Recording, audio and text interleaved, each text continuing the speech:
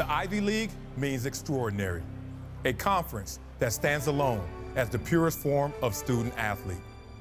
A conference focused to compete nationally and created to inspire globally.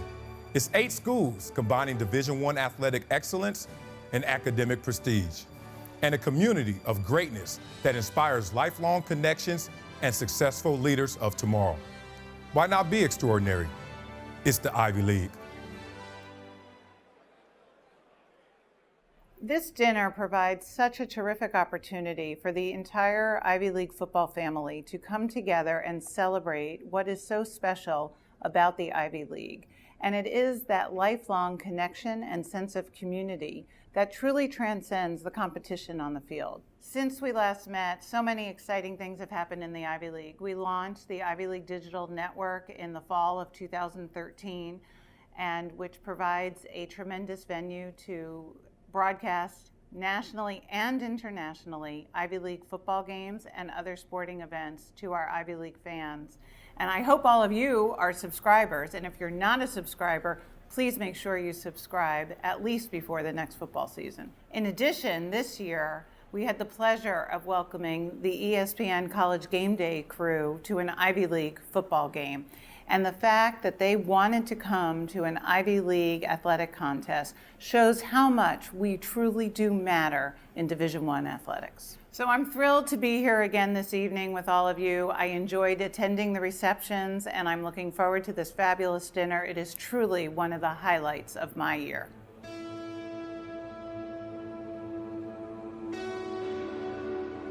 Showing blitz, now they back out of it. Fuller back to pass, has plenty of time. Here's it out deep for Doles. It's caught. Touchdown Bears!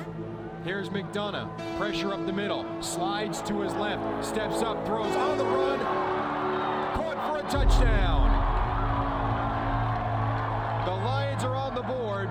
1st and 10 from the 43, back to throw. Jadis steps up in the pocket, airs it out for Colin Shaw. It's a jump ball, it's battled, it's bobbled, it's caught by Shaw. He's gonna go in for the touchdown. Colin Shaw, 57 yards out. Williams starts in motion. Dalen's going to keep it straight ahead. Big opening to the 20, the 15. Tries to get outside. Dalen to the 10. Dalen to the 5. Touchdown, Dalen Williams.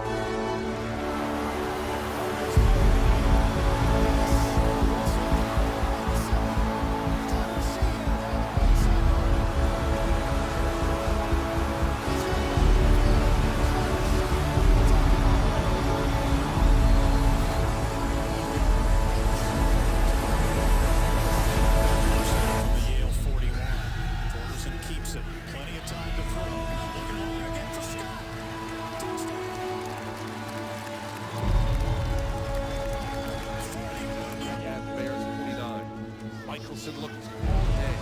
This is complete. This is Costello. Costello the 20, across the 10, inside the 5. Did he get in? He's in. Touchdown, Princeton. The shotgun. Randall comes in motion. He picks it for Randall coming around. Dion going to cut it back. Spins away. Inside the 10 to the 5. And more. Touchdown, Lola. Dion Randall.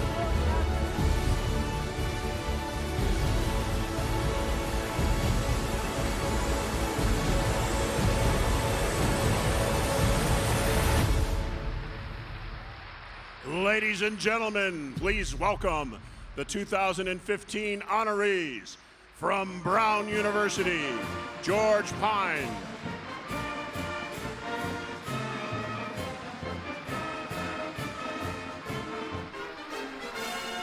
From Columbia, Dr. Archie Roberts.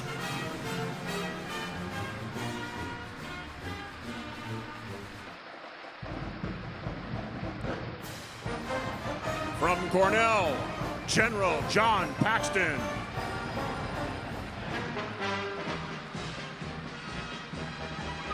Dartmouth's honoree, Dr. Kenneth DeHaven.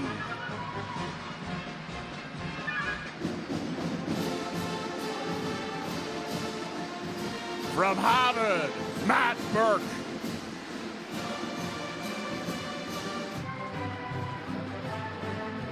From the University of Pennsylvania, Dr. Terry Hensel.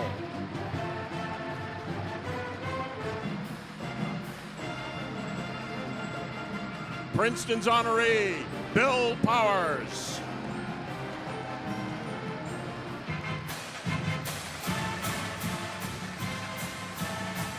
And from Yale University, Sandy Cutler.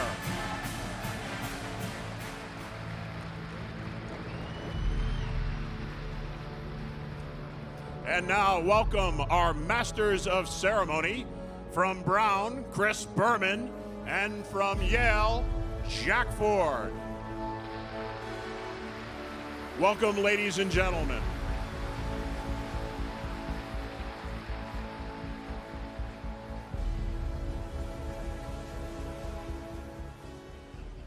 Please rise as we honor America with our national anthem, performed this evening by Brown University's Justin Ravel.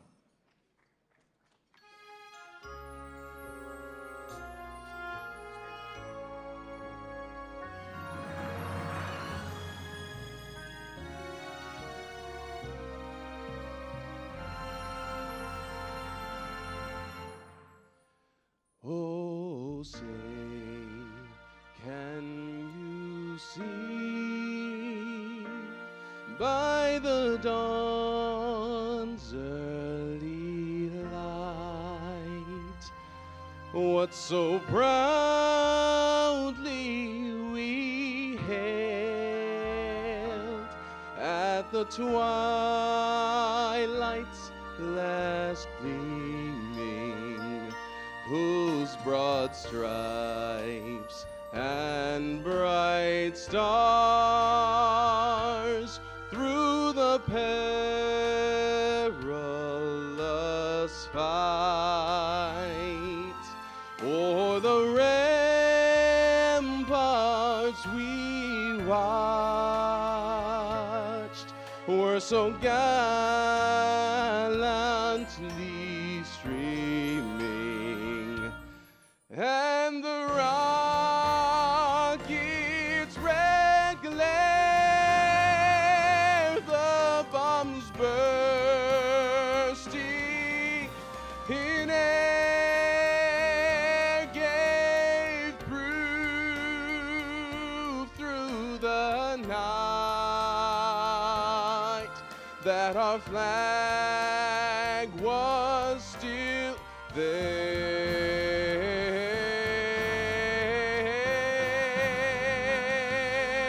Oh, say, does that star-spangled banner yet wave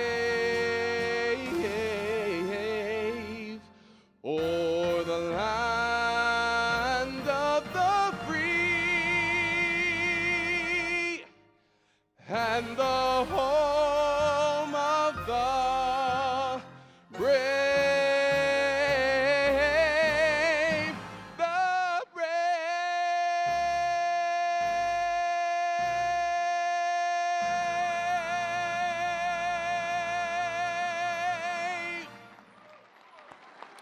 Please remain standing for this evening's invocation given by Columbia University's Father Tony Mazurkowitz. And let us bow our heads as we praise God's blessings. And good and gracious God, we thank you for gathering us together here this evening and for many gifts you've given us. We thank you for this assembly of the Ivy Football Association, which for these past 15 years has honored and celebrated the legacy of Ivy League football and its rich tradition of producing leaders throughout our world. Bless these extraordinary men that we honor this evening, along with their families, coaches, teammates, and friends. May you continue to make your presence known in our world through their service and leadership. And may they always recognize that you are the source of their accomplishments and good deeds. And bless the stories and the memories that we share tonight, some true and some a bit further from the truth. Be with those who are sick and help us to keep alive the memory of those who have died since we gathered last. Lord, bless our food and drink and all those whose generosity and hard work has brought us together in celebration this evening, especially our dinner chairmen and our dinner captains. And as we gather at table together with new friends and old, may these relationships give us strength, that together we may transform a world in need of your peace and your justice. Amen.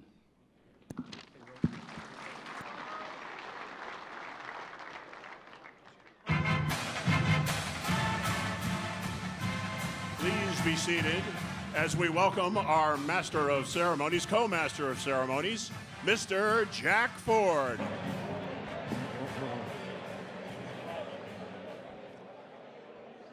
Ladies and gentlemen, good evening to all of you.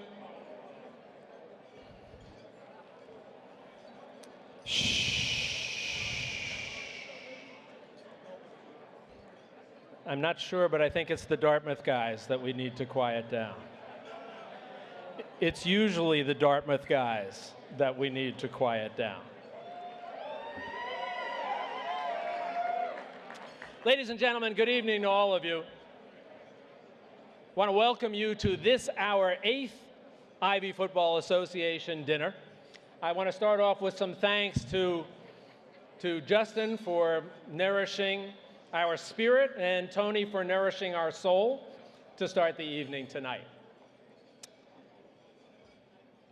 We started in 2001, the first Ivy Football Association dinner, and in a league born of traditions, this event has quickly become one of the important traditions in the rich and long history of the Ivy League and Ivy League football. It's an extraordinary evening. Many of you have been here before. Some of you are here for the first time. It's extraordinary because we gather together to celebrate football, celebrate success, and to celebrate friendship. We celebrate the game of football, that most unique of American games, often described as America's great classroom. So many of us out here have played that game, and we know that it's responsible for many things, for sculpting the values and helping to shape the contours of who we're going to become in our lives. And if you look at the 8 honorees tonight who we are celebrating, you can understand how important that game is. We also celebrate success.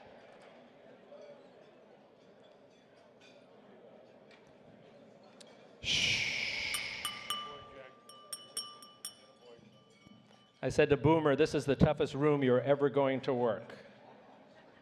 We also celebrate success. The extraordinary successes of these 8 honorees tonight, they are different men from different backgrounds. They've traveled different paths. They've had different accomplishments. But the one common thread in the fabric of their lives has been that they played Ivy League football. We're also celebrating tonight the success of the Ivy League. You know, we are a league that has a glorious past. But we need people to understand that all of our glories are not in the past. And this has been just a fantastic year for Ivy League football. Take a look at some of the things we've done. It was a season of scintillating, exciting games, culminated by Harvard's magnificent undefeated season and Ivy League championship.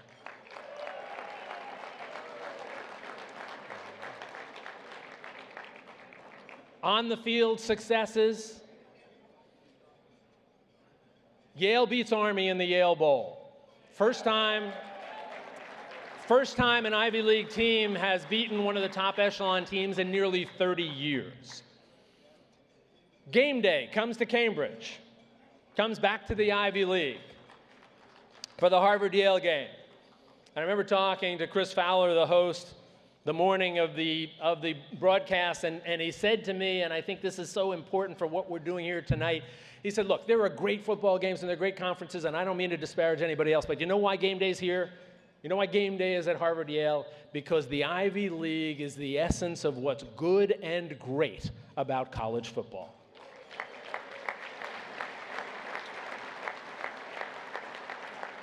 Some other great successes for the Ivy League. At the National Football Foundation College Hall of Fame dinner at the Waldorf this past December, in front of nearly 2,000 people, the luminaries of the college football world, the National Football Foundation presented its gold medal, its highest award, given in the past to 7 U.S. presidents and an array of national and international leaders.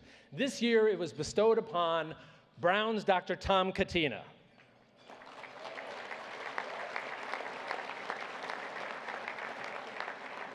If any of you were here 2 years ago, do you know about Dr. Katina's story? An All-American football player at Brown went on to dedicate his life to helping the miseries of others. He spent nearly 2 decades in the war-torn regions of the Sudan, where people had never seen doctors in their lives. It took him 10 days to get there to New York City. He is indeed certainly the best, emblematic of the best of Brown and the Ivy League. And it was a marvelous success for Tom, for Brown, and for the Ivy League for him to receive that gold medal.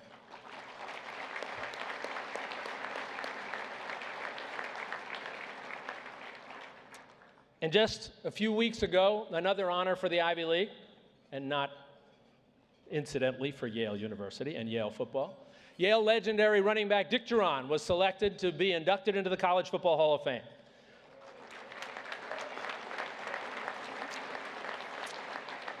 He will be inducted next December, again at this dinner at the Waldorf. And he will be joining the likes of many other Ivy Hall of Fame members. We have a few of them here tonight. Cornell's Ed Marinaro is with us. We'll hear from Eddie. Most recently, Dartmouth's Murray Bowden. And Dick Duran will be joining that long and illustrious list of great Ivy League football players. So those are the successes we're celebrating tonight, and we're also celebrating friendship. Because not only is this an opportunity for us to spend time with our teammates, many of whom we haven't seen in perhaps decades, but it's also been an amazing opportunity to develop new friendships with guys who you only knew as numbers on a scouting report so many years ago. And to have the opportunity to meet them and get to know them is one of the things that I think has made this night special. There is nobody else that I know of in this country, no other conference that I know of, that gathers on a regular basis to celebrate its traditions and its successes and its friendships, only the Ivy League. I just want to do a couple of introductions here as we move along quickly, and I promise you we will move along quickly. I'm not sure what the over-under is on our out time, but I promise you it'll be better than last year. A couple of folks I just want to recognize briefly. I mentioned the National Football Foundation College Hall of Fame. They have been great champions of Ivy League football. I've been very proud to be on that board for about a decade or so, and so I've been able to see from the inside, under the leadership of President Steve Hatchell, Chief Operating Officer Matthew Sine, and our chairman Archie Manning. The foundation, and they're here today, Steve and Matthew, if you'd stand for 1 second for me. President of the National Football Foundation, COO of the National Football Foundation. The foundation has been the champion of Ivy League football. They have made certain that people don't forget the role that the Ivy League and our institutions played in the birth and the nurturing of college football. They have coupled with Robin Harris and her staff to create an event as part of the College Football Hall of Fame gathering in New York. And in that event, we announce now our league offensive and defensive MVPs. It's become a big deal, as it should be. And the foundation has been responsible for that. It's the Monday, usually around December 8th or 9th, the first day of that gathering of the College Football Hall of Fame event. And if you're in New York, you should come, because it's a spectacular recognition of Ivy League football. And we thank them for doing that. Also, if you get a chance to go to the new College Football Hall of Fame in Atlanta, been written up as the best of all of the halls of fame. As soon as you walk in the door, you are reminded everywhere you look of Ivy League football. So this has all been as a consequence of the good work that Steve, Matthew, and Archie have done. So we thank you all, and we thank you for being here tonight.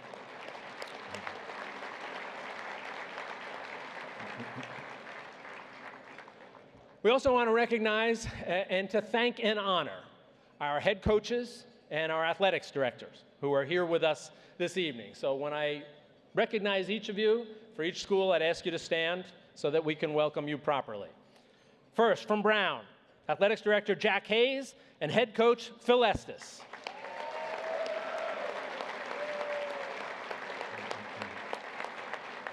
From Columbia, Athletics Director Diane Murphy and Interim Head Coach Chris Rippon. And just one moment for an additional word of thanks. Diane is stepping down after a very long and productive tenure at Columbia. She has done wonderful things for Columbia and for Ivy League football. Diane, our thanks to you for all of the work you've done over the years.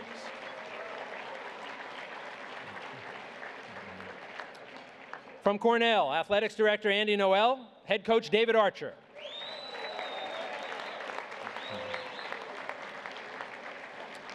From Dartmouth, Athletics Director Harry Sheehy and Head Coach Buddy Tevens.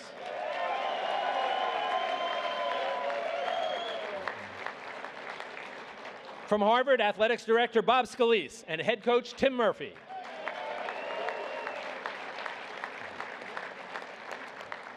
From Penn, Athletics Director Grace Calhoun, Head Coach Ray Priori.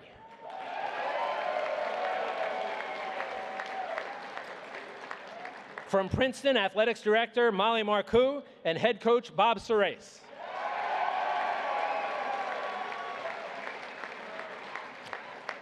And from Yale, Athletics Director Tom Beckett and Head Coach Tony Reno.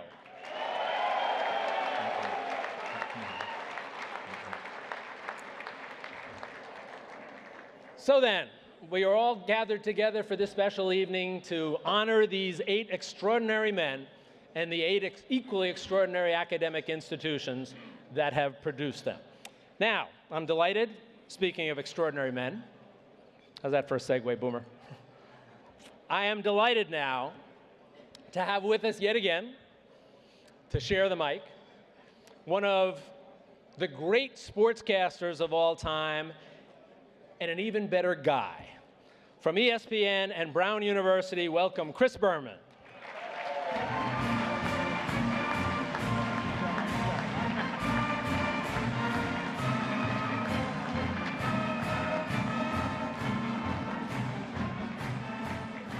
We brought the band too. That's pretty good. Thank you, Jack. Thanks very much. 100 years of Yale Bowl. Jack did not see all of them. He wasn't there with Albie Booth. Bill Primps, Gary Vora, thank you very much for putting this on. Give them all a round of applause, will you?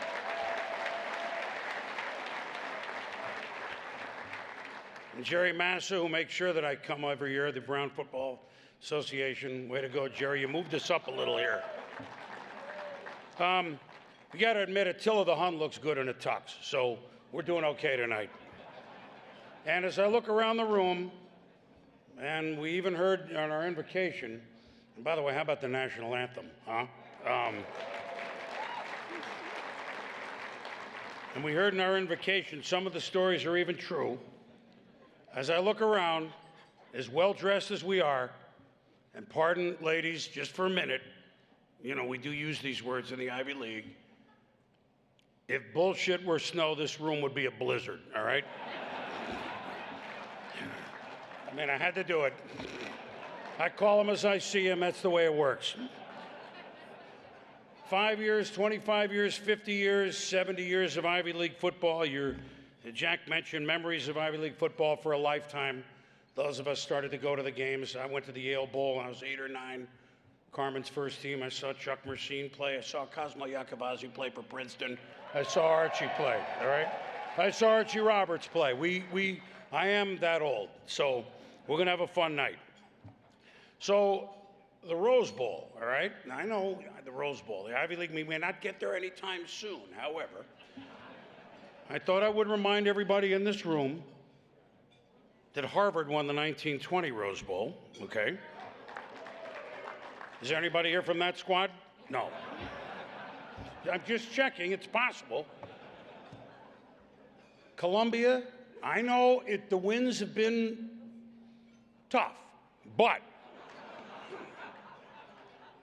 let's all give a hand to the 1934 Columbia Lions who won the Rose Bowl, all right?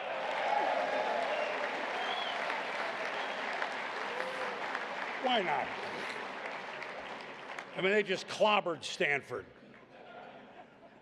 1917, Penn got in, got beat by Oregon, you know. The second Rose Bowl ever was 1916. Brown played in it with Fritz Pollard. We got beat by our natural rival, Washington State.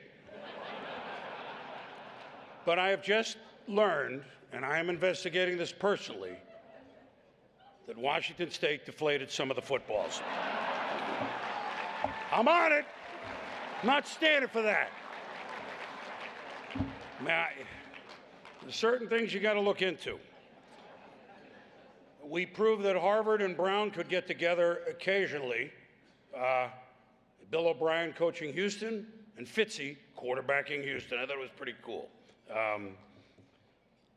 We have a Brown guy in the Super Bowl, James Devlin. How about that touchdown for the Patriots, huh? We have a Cornell guy in the Super Bowl. Brian Walters, very good return man for the Seahawks. Catches the ball in the rain. I do want to tell this one story, and then we'll move along here, and I think you'll find it interesting. It was last year. I flew out about this time to go meet the Seahawks as they were on their way, and I did a little reading on Russell Wilson, whose dad had passed away when he was young, 18, 20, and started reading, and I saw Harrison Wilson, a very accomplished gentleman, Dartmouth, and I started reading about his dad, and I said, well, one of his best friends is Reggie Williams. And whoa. Now that's my time. Reggie Williams was one of the greatest players ever to play in the Ivy League, of course, but that's about when I went. And I started with Harrison Wilson, and then, well, it was Harry Wilson, a receiver. Oh, well, he played right when we were here. So I didn't plan on telling him this, but we sit down, and he's a young man, and I said, look, before we get started, I just want to say that I announced a couple of your father's games. And he was like a little kid. Said, I have these little cassettes, not knowing where my career was going to go. I don't know that I was going to be at ESPN for 35 years. So I have these cassettes. I'm afraid if I put them in a machine, they'd break, but I have them. And I have your father, a couple of games. He's a pretty good receiver, et cetera. And we talked about his dad for 5 minutes and what he remembered his father telling him about his experience of Ivy League football in Dartmouth. And so then I get a call from the PR director of the Seahawks, Dave Pearson, about 3 days later. He says, well, Russell went and asked his uncle, I guess that was his dad's younger brother who also played at Dartmouth, probably about 1980 or something. And he said, well, he remembers a Brown game. This is unbelievable. This did happen. He said he broke his collarbone arm on a clean hit. This is coming to me over the phone. And he remembers the name of the person who hit him. His name was Frank Posniak. And I went, whoa. That was my roommate for 3 years.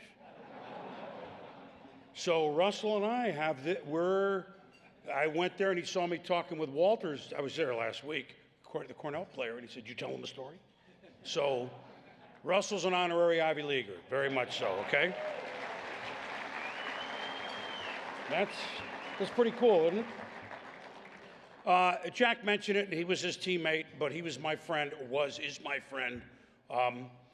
It's been a different year for this gentleman, but there is no gentleman, and I use that word, that's the understatement, better person. If there's a better person than Dick Duran, I haven't met him, okay? So we would like to give another round of applause for Dick going into the College Football Hall of Fame.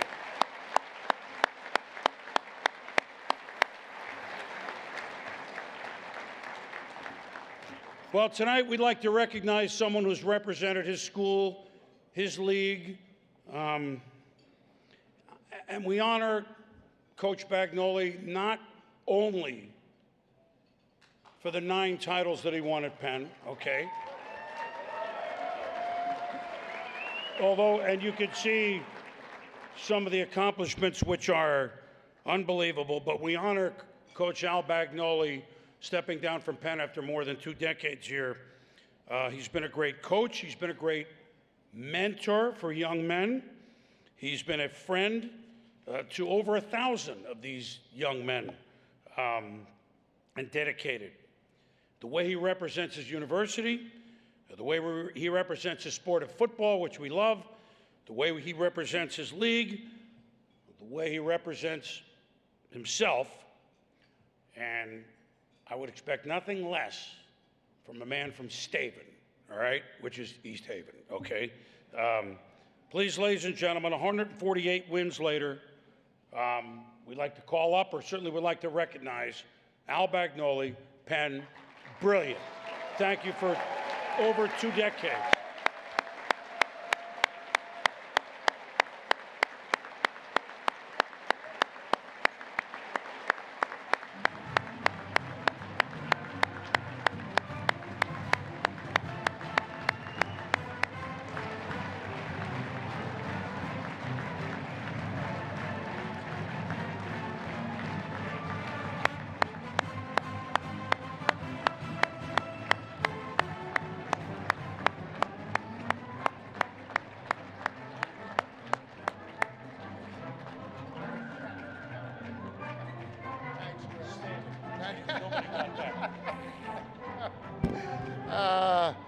Only Chris can call it staving. It's a personal joke here from anybody around the New Haven area. So this is very unexpected. This is what a wonderful surprise. And I can't thank people enough.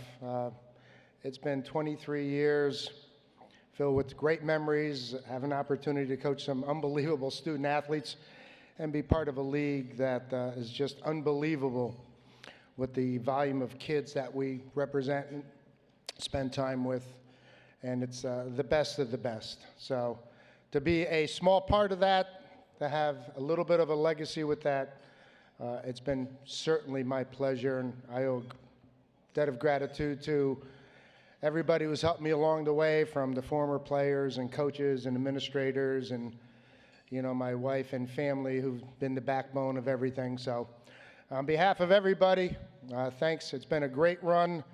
It's been a real pleasure to be part of such a special league, and I want to wish Coach Priori the very best moving forward. But thank you very much. It's really been an honor. Appreciate it.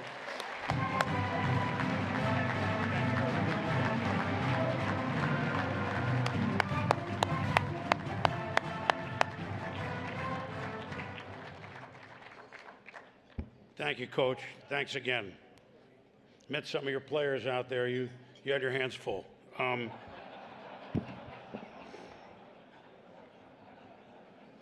Right? I mean, I am right. Well, we do this every 2 years, so we get to award and recognize 2 years of championship teams. In 2012, of course, there was a tie atop the league. Princeton was back, and we congratulate the Tigers and Coach Bob Cerise. Then Harvard won, Coach Tim Murphy. And then the congratulations to them. And then in 2013, this past year, so exactly how many undefeated teams were there in like the top divisions of football? Not a lot, huh?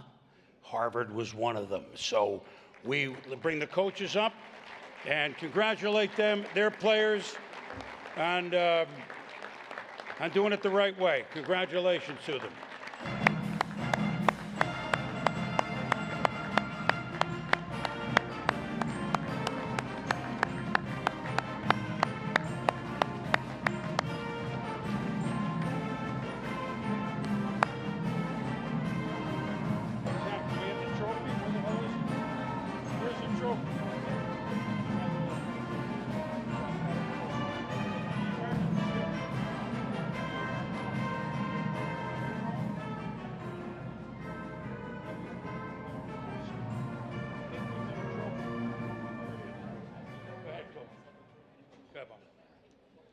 Yeah, we're here because of our players, our alumni.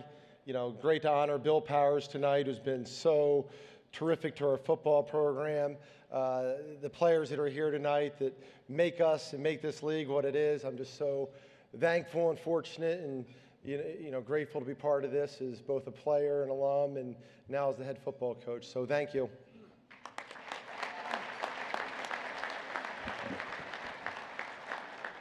Thank you very much. I've been fortunate to be a head coach at 3 different schools in 3 different leagues, and it's just as important to our guys as it is the guys at Alabama and Auburn. The Ivy League is the greatest league in the country. Thank you.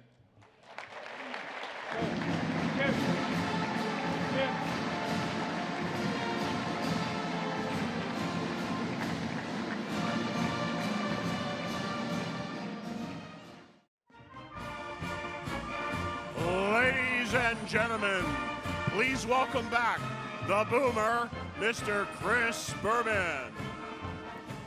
All right, so we're having fun, but I'm going to do the Jack Ford routine because, you know, he was a lawyer.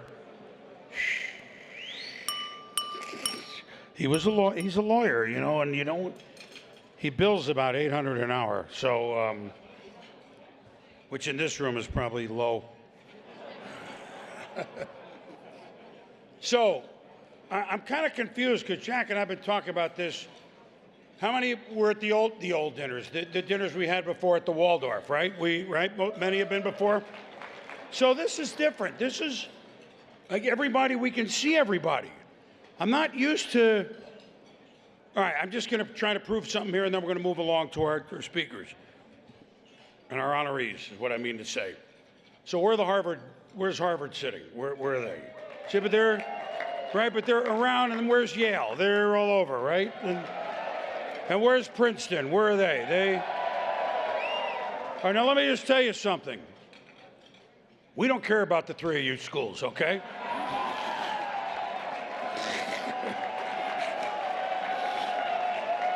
I'm here to represent the other five. When I got added on with Jack was good enough to acquiesce. He didn't know what he was getting into, and Bill and Gary said, you know, but the old, like, Cornell would sit up like in the rafters up there, and Penn was in the bathroom, and Brown was, of course, true to my guy. I could always hear them. I knew where Brown was, and Dartmouth was like in the up. The Waldorf. Dartmouth was, yeah. They all got you guys all got carded coming in. By the way, you guys still have Winter Carnival, right? I'm just asking. I haven't been up there in a while. I was a student announcer once. I could incog it. Is that nursing school still down the road? I became a doctor one night. At any rate, that's all I remember, and that's all I'm saying. But we have some real doctors here, so why don't we move along? Now that I can see everybody tonight, it's the part of the evening that we really, and we can have dessert and have a good time and everything, but that we really want to respond to the excellence that's up here at the dais and those that have preceded these gentlemen with the awards. You know, football, Jack said it, and it really is a stepping stone. You don't look at it that way at the time. The lessons we learn in football are with us forever. You know, at 21 and 22, we don't necessarily know that, but you know, most of the people in here, many of you in here, didn't know anything about riding the pines, so to speak. All right, but there are three generations of football that are George Pine, all right? Three generations. And George was our captain at Brown in 1988. But his being captain at Brown was just a precursor to where he was going in the business world, in the promotion world. IMG, NASCAR, actually just about everything with initials, right? I mean, they don't have words, but they're all initials. Vanna White, you could buy one. But why IMG and why NASCAR, just to name a couple, have been so successful is this gentleman over here, because he made sure that those initials were in capital letters. Take a look.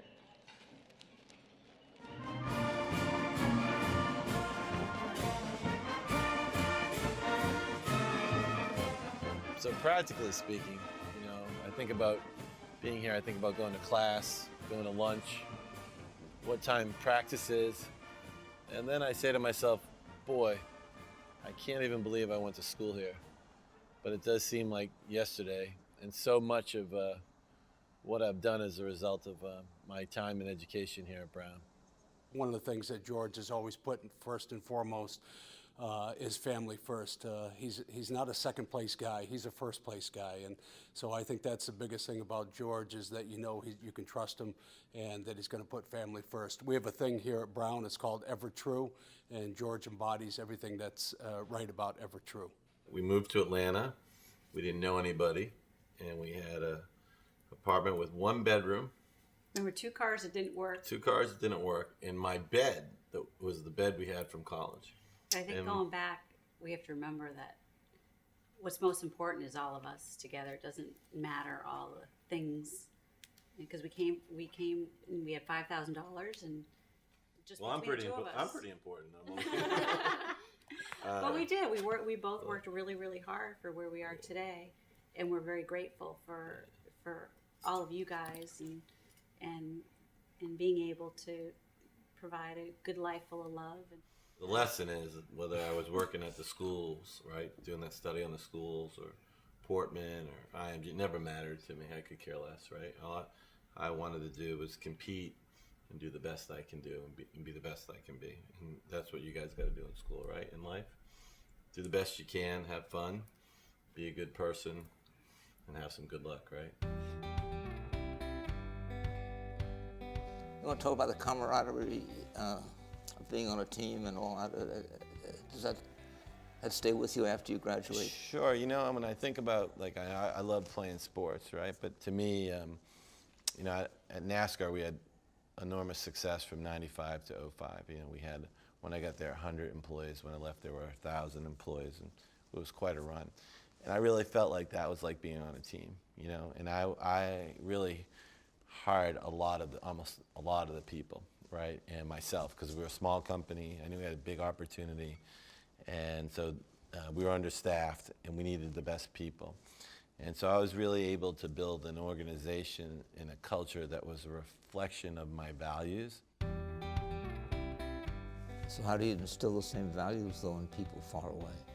IMG was a little harder for me, because when you come in at the top of an organization and you restructure an organization and you're in 30 countries and it's broad lines of businesses, it's harder to build that culture. And so again, at the end of the day, what good people want to know is that they're going to be treated fairly and that they're advancing and that the guys that are leading actually care. And if you can do those things, it does kind of cross cultures.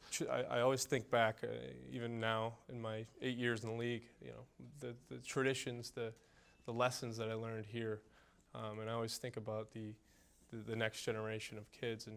And what would you say to kids coming out of Brown?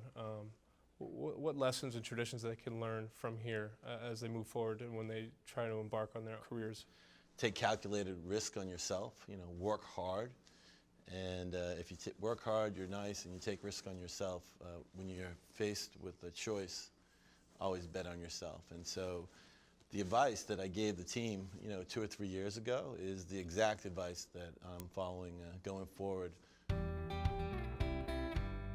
And I started thinking about, at 49 years old, what do I want to do with the rest of my life and what's meaningful to me? And what I concluded was I want to do something that's meaningful, transformative, and represents what I stand for, learning from the past 25 years. So Bruin Sports Capital, which is named after the Brown Bruins, which I'm very proud of, is a company that's going to reflect the culture and the values and the passion that's taken me to where I am today. The thing with George is he's going to do the right thing.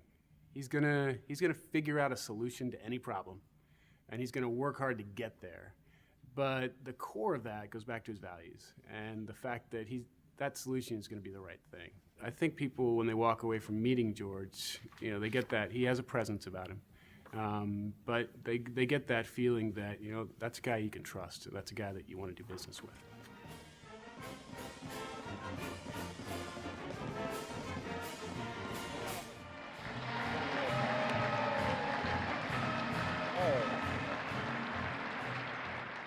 Thanks, Chris, for those kind words. And, you know, Chris is a great guy.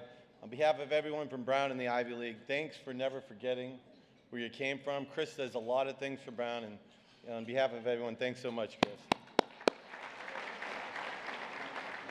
I'd like to congratulate all the other honorees on their outstanding accomplishments.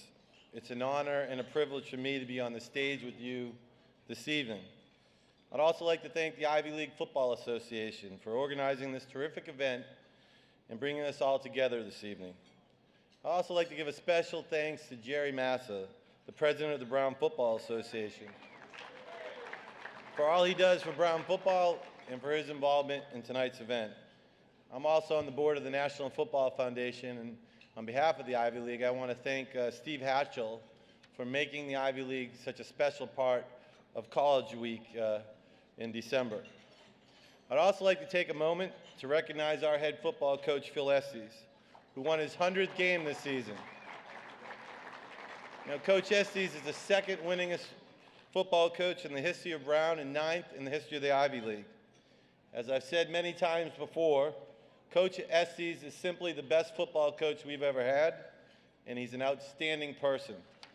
Thanks for all you do, Coach. I want to take a moment to recognize my parents who are here with me this evening. Anything I've ever accomplished in life was a result of my upbringing and the opportunities that my parents gave me. I love you both, and thanks for coming. I also want to say that, my dad played for the Boston Patriots, and he was a great football player, and I had the same name, so when I grew up, I wanted to be like him. So he was one heck of a football player for those guys that are football players in the room. I also want to thank my sister Tara and her husband Pat for being here, and I'm also very proud of my 4 children, Brendan, Shannon, Andrew, and Rachel. I'm proud of the children you are today, and I'm looking forward to what you're going to do in the future. While everyone in the room competed against each other on the field, in the game of life, we're all on the same team. In fact, for me, football and Ivy League graduates have defined my life. The game of football taught me how to win, how to lose, how to be a good teammate. It taught me how to overcome adversity. I'm a better person because I played football. I am, however, not just a football player. I'm an Ivy League football player. And what that means to me is that I played with a group of exceptional guys who are motivated, competitive, and above all else, good people. I want to thank all my former teammates who are here this evening, along with all the former Brown football players in attendance. Thanks for making the effort to be here this evening. There are no words to describe how proud I am to be your teammate and to be part of the Brown football family. My best friends in life are my friends from Brown. Brown graduates and Ivy League graduates have played an instrumental role in my life. Brown graduates Terry Walsh, Tony Gould, and Richard Dresdale opened doors for me that I could never have otherwise opened, providing great opportunities for me. In 2006, a former Yale hockey goalie named Ted Forsman gave me the opportunity to run the largest sports company in the world at just 40 years old. Ted changed my life, made me a better person and a better professional. For that, I'll always be grateful. And in January of 2015, as the CEO of WPP and the world's largest advertising agency, Sir Martin Sorrell, a graduate of Harvard Business School and a winner of the prestigious Alumni Achievement Award, as well as a group of international investors, including many Ivy League graduates, invested $250 million in my new company, providing me with the opportunity of a lifetime. For all of this, I'm grateful to Brown, and I'm grateful to the Ivy League. As I look forward, I will try to do my part in the tradition of helping others and contributing to society. As I said earlier, we are all on the same team and on the same field of play. In closing, my recognition this evening is the result of my accomplishments after I graduated from Brown. There has been one teammate that has been by my side for the last 25 years, taking the risks, making the sacrifices, helping me make difficult decisions, and sharing the ups and downs that go along the way. That teammate is my wife, Helene. I want to thank her from the bottom of my heart for all her love and support. She is the best thing that ever happened to me. Thanks a lot. Hope you have a great evening. Thanks so much.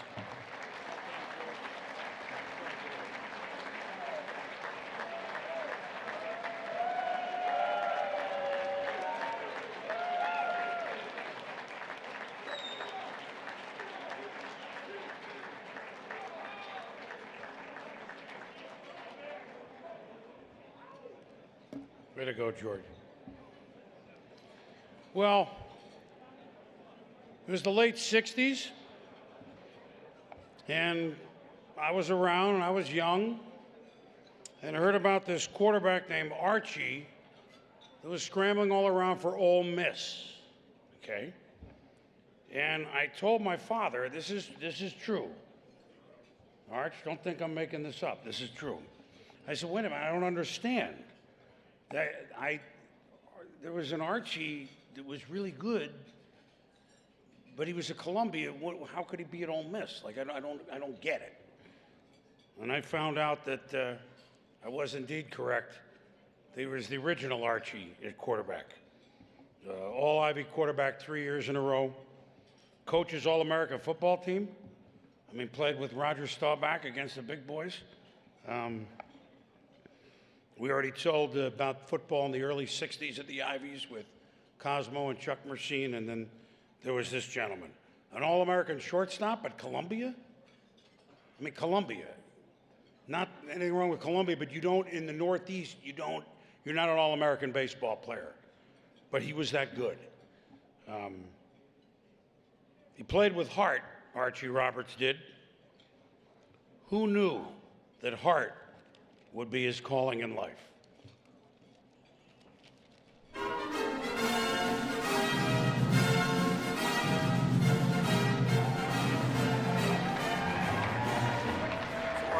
Back on Columbia campus.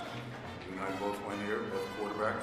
So you went through Columbia, we know about all the statistics and achievements, but then it was the NFL, but it wasn't just the NFL. It was the NFL and medical school, and that's a very interesting story, and I know people would like to know about it.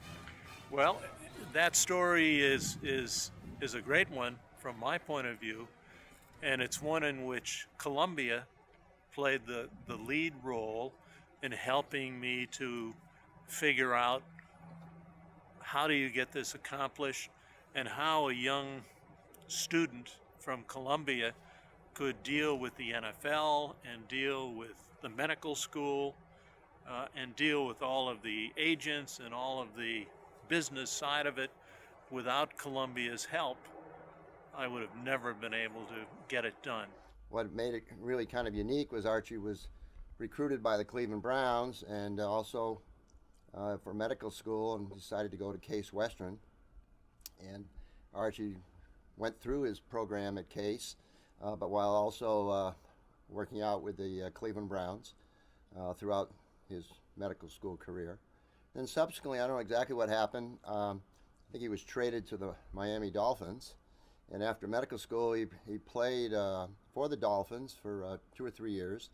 And unfortunately, he was behind a very good player by the name of Bob Greasy. So Archie played some, but never really took over the starting job at that point. I always thought he should have gone and tried out with the New England team instead. You know, when you first take a job like I did at the NFLPA, you just want to settle in.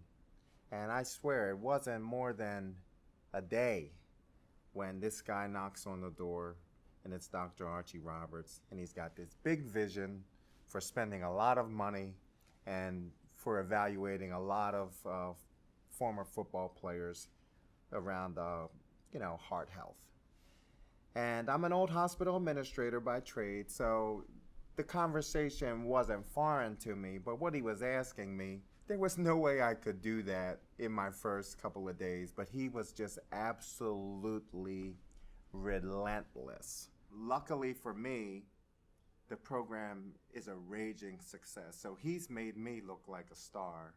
When I look at the rebuilding now, and I think back to 9/11, when Living Heart Foundation was doing health assessments for the NYPD 2 weeks after 9/11, when this same area was rubble, was burning, smoking, dangerous, and yet as a city and as a nation, we were able to pull together.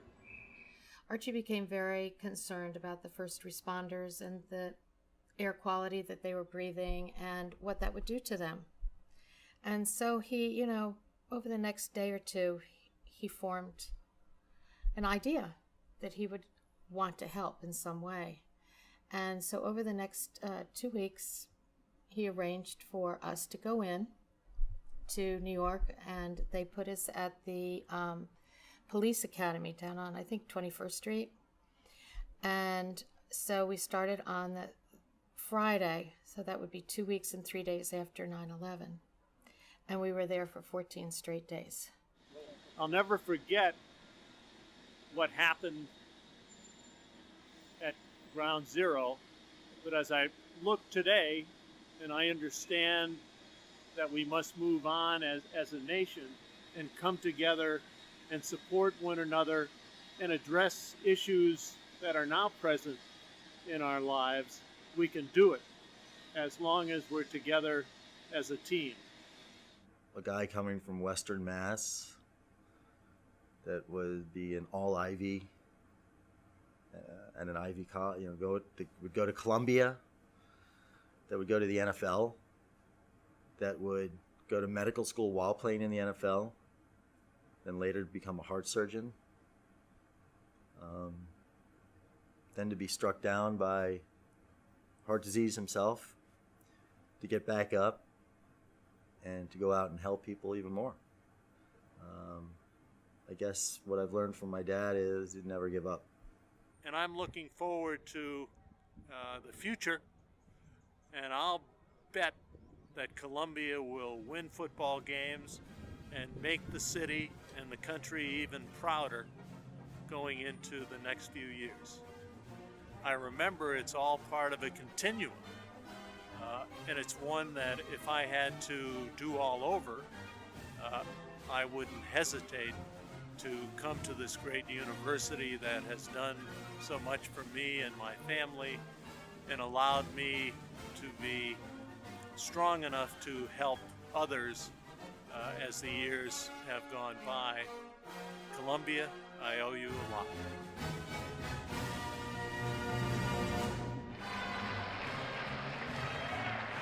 Oh, I know that song, Columbia Roar.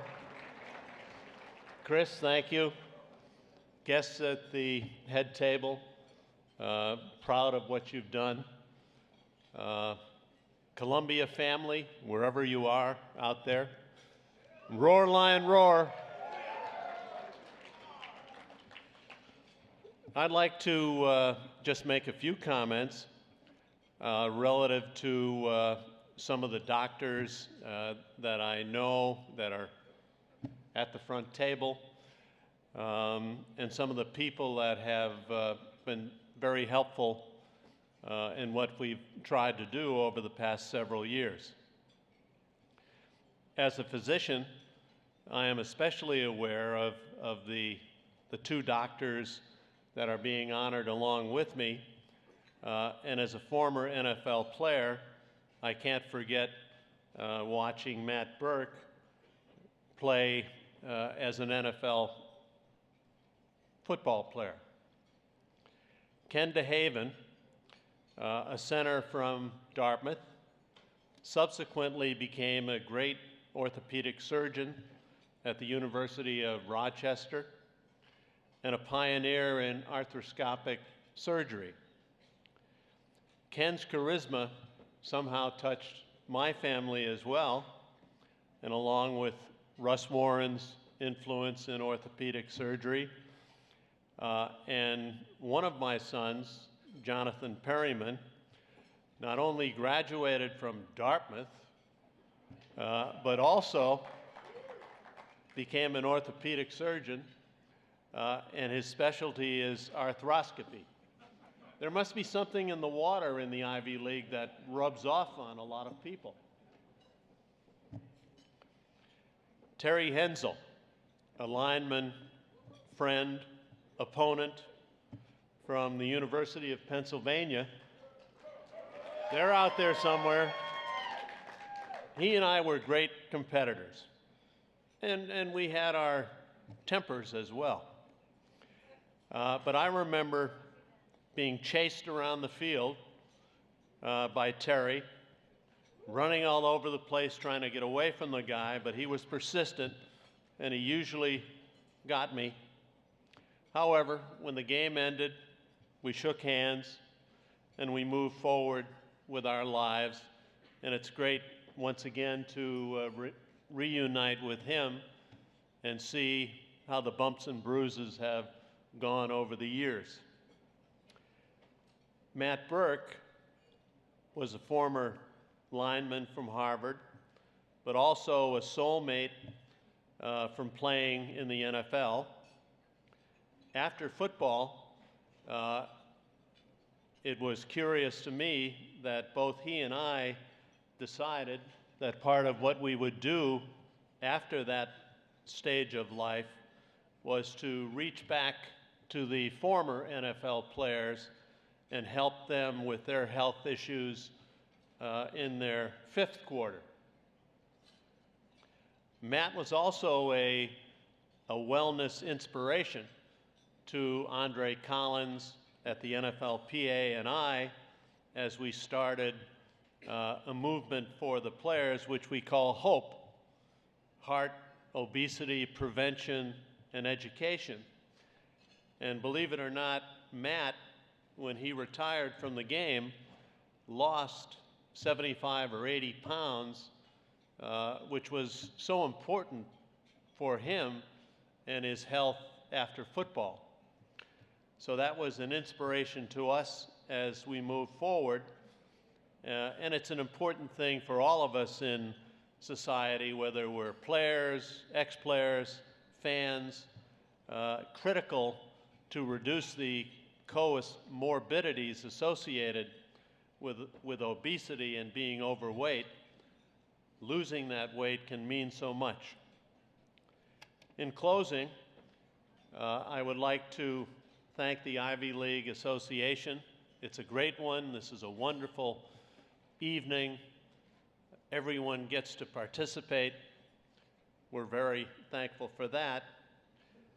And I'd like to thank Columbia, my school, who took a small town, inexperienced man and helped show him a bigger world, helped me to transition into a world of sports and a world of medicine, and paved a way for my future.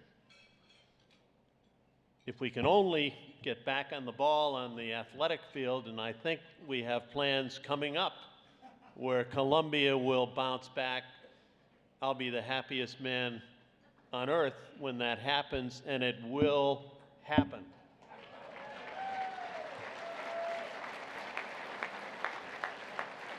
My parents and my current family, including my sister, my children, and their families, have been lights in my life, and I'm so thankful to all of them.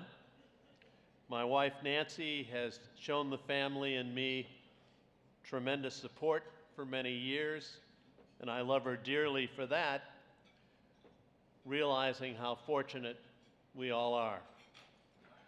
So thank you all for listening, and I wish you all the best of health.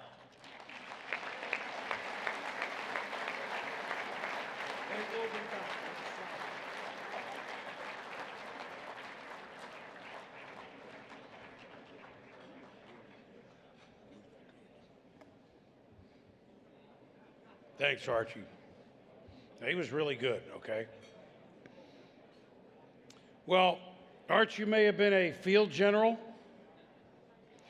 but we have amongst us tonight a real general, General Paxton.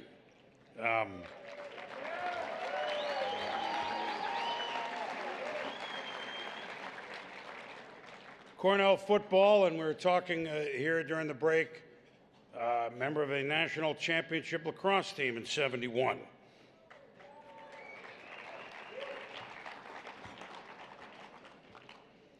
That's a while ago. Upon graduation, he entered the U.S. Marine Corps as a second lieutenant already in 1974.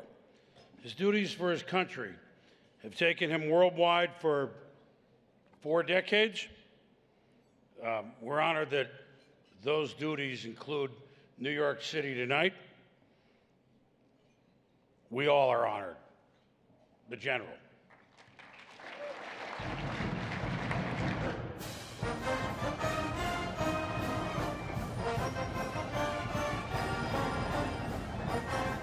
So I met you 45 years ago, and we joined the same fraternity, had a good time there, played some sports together. You were on the football team and the lacrosse team. And you were captain of the lightweight football yeah, team? Yeah, it was a lot of fun, but you're on the national championship team for lacrosse. When was it, 71? 71, yeah, special year, and great memories of that team too, and Coach Moran. Coach and everybody. Moran was a classic, wasn't he? He was. Things were a little more anti-military back in those days. Yeah, I mean, the friction was obviously noticeable. You know, because you were in Navy ROTC at the time. Oh, and, they used to throw snowballs at me when I wore my uniform. Lucky if it wasn't paint or tomatoes. Yeah. So I think I remember just the other day I opened a Foot Locker and found a paper from when we graduated there, and there was a picture of a Marine lieutenant being commissioned, and he was the only Marine lieutenant came out of ROTC that year. That's right. So the times were a lot different.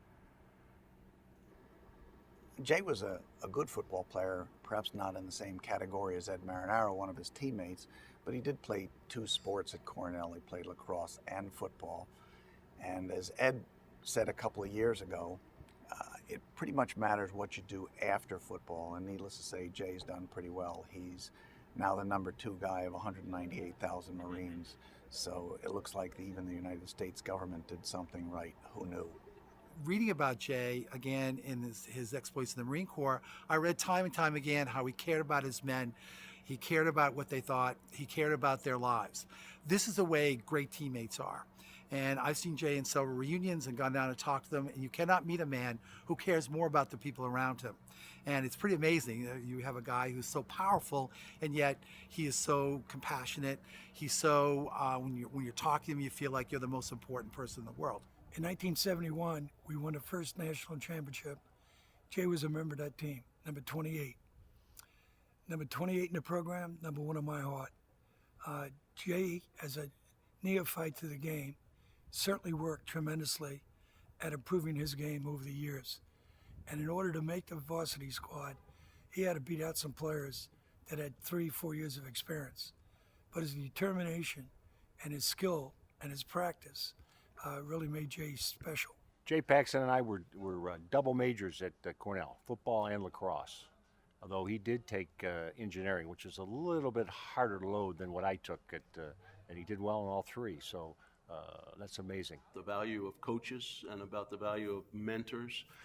So Coach Jack Music, Coach Carm Pacone, Coach Burley Crow, great leaders, tacticians, strategists, but superb human beings, and they really tried to bring out the best in you individually, helped you strive to be better than you could be or you thought you could be, and to be an integral member of the team. And that was very, very important on the football field. We feel honored to have General Paxton come back, not only as our Ivy Football Association honoree, but to come back and spend time with our players and speak to our team and get around our football team is incredibly important, because a man like General Paxton, the things he's done with his life and the way he goes about serving his country and serving others, a tremendous positive influence for us to follow and a great role model. I remember getting a call from him after he got his degree saying that he was going to join the Marine Corps, which made absolutely no sense to me.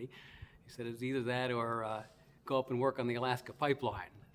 But I knew he was hooked when he called me and said he just jumped out of an airplane and loved it. So he stayed in. I asked him how long he might be in. He said, 2 or 3 years. Let's see where it leads. Next thing I know, he's a captain, then he's a major, then he's a colonel, then he's a general, and look where he is now. So it's been a long career. I think he's enjoyed it, but he's just absolutely the right man for the job. So we've lived in a foreign country. We've lived all over this country. We've had the opportunity to interact with other Marines, Marine spouses, Marine children. It's a family. I mean, it's a team sport, really, as Jay has mentioned several times. It's not just about you, it's about the institution.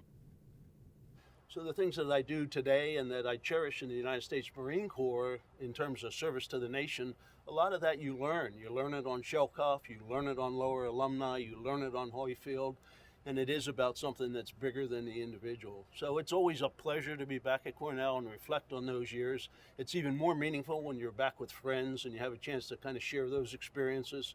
But then to truly remember that you met people 45 years ago who influenced your life and made a huge difference, not only in the friendships you maintained, but your outlook about how to prepare and be brilliant in the basics, how to give your all on the field, how to make sure the team was bigger than the individual. So I'm grateful for that. So it's just really great to be back. So go Big Red, go get them, and Semper Fi. Great to be here. Arr.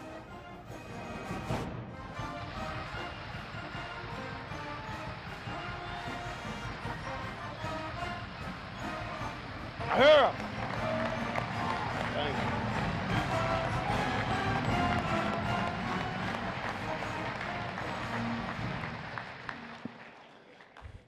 Thanks all so very, very much.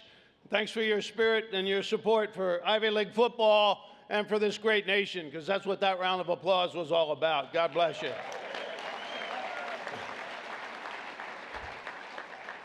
I'll only speak for 4 minutes. I think the reason they did the video was so you wouldn't have to listen to somebody you didn't know talk about something you didn't want to listen to. So I'll try and keep to that. I want to just talk 4 things. I want to say thanks. I want to issue a disclaimer. I got a little caveat, and then I want to talk a little history. The thanks is to the Ivy League Football Association for all that you do for the league, to promote the league, to promote the sport of football, and to give us an opportunity to gather together. We are indeed a little bigger, a little faster, a little more dapper and debonair than we were many years ago, but it's a great opportunity to get together, to see friends, and to see opponents on the field who are now great mates in life. So I tell the League Association, thank you very much, and like all of you, I salute the other members on the dais here for distinguished careers on the gridiron and afterwards, so congratulations. The disclaimer is real easy. I mentioned Ed Marinaro, a great teammate, a great Cornell football player, Heisman Trophy aspirant, key reason for an Ivy League football championship for Cornell, and then played, of course, for 2 teams in the NFL. I understand Ed was up here a few years ago. I didn't see the film, and he was bragging and suitably commending a Harvard athlete who had broken some of his records. And it's reported that Ed said, hey, look, anybody who says that records were made to be broken never set one that had it broken, all right? So the disclaimer for all of you here is I want you to understand that I'm here and I have never, ever set any records. Nothing is in jeopardy. I did ride the pine, but I was a part of 2 great teams, and it's just good to be here.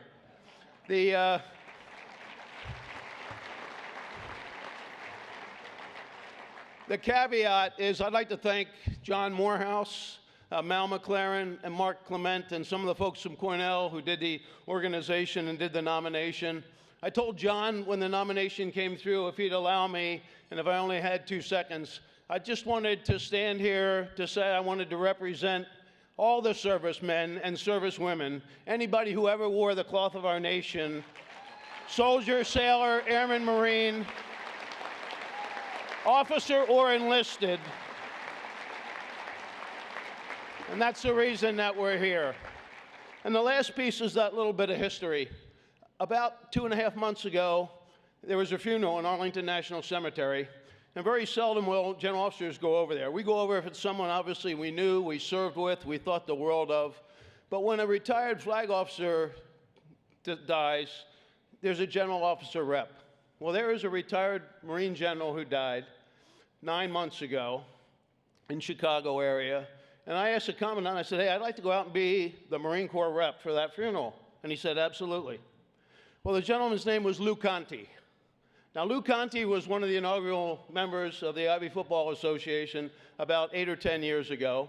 He played on the great teams in 39, 40, 41, as Chris alluded to, when they really were national powers, and they really were beating Michigan and Ohio State and Stanford. And he was one of those great football players in those teams back then.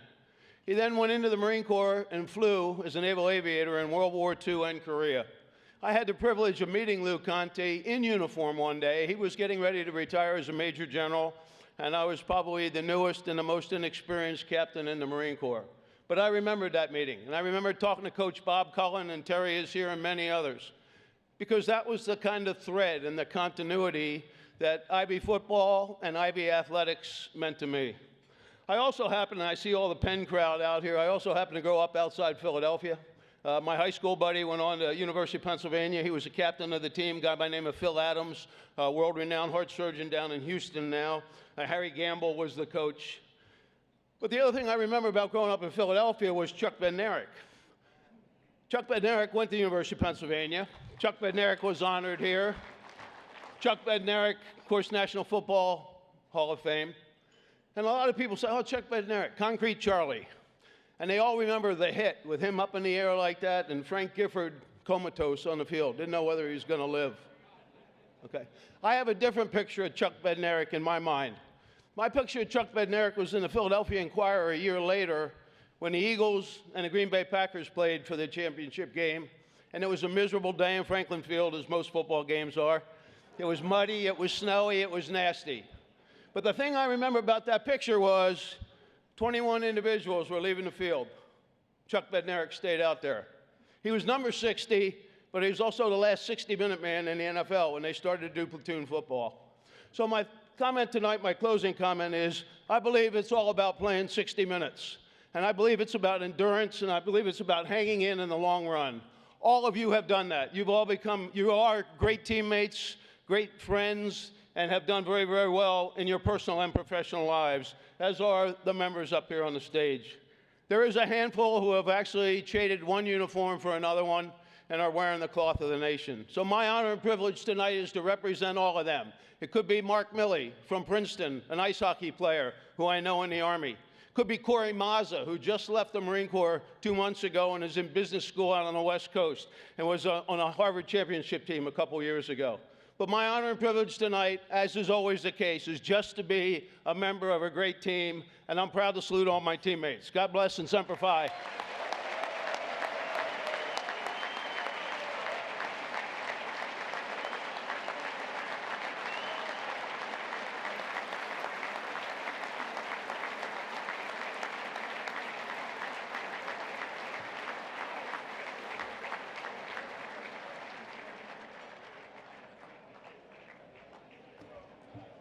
Thank you, General.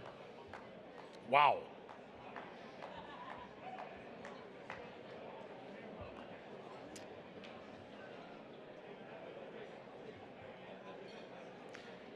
Dr. Ken DeHaven played on the first championship football team at Dartmouth, Ivy League championship team, under Coach Bob Blackman, a legendary name. He later was captain of the 1960 team. But that's not why he's here.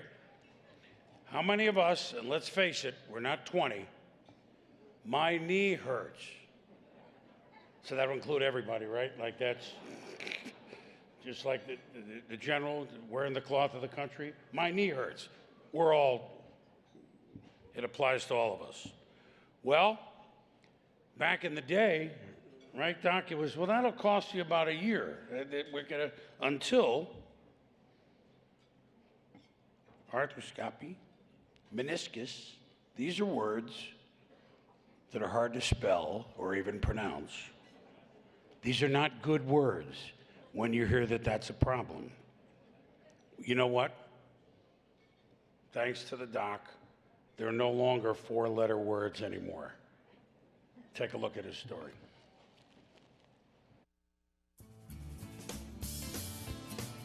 Well, I grew up in Dayton, Ohio, in a suburb called Kettering.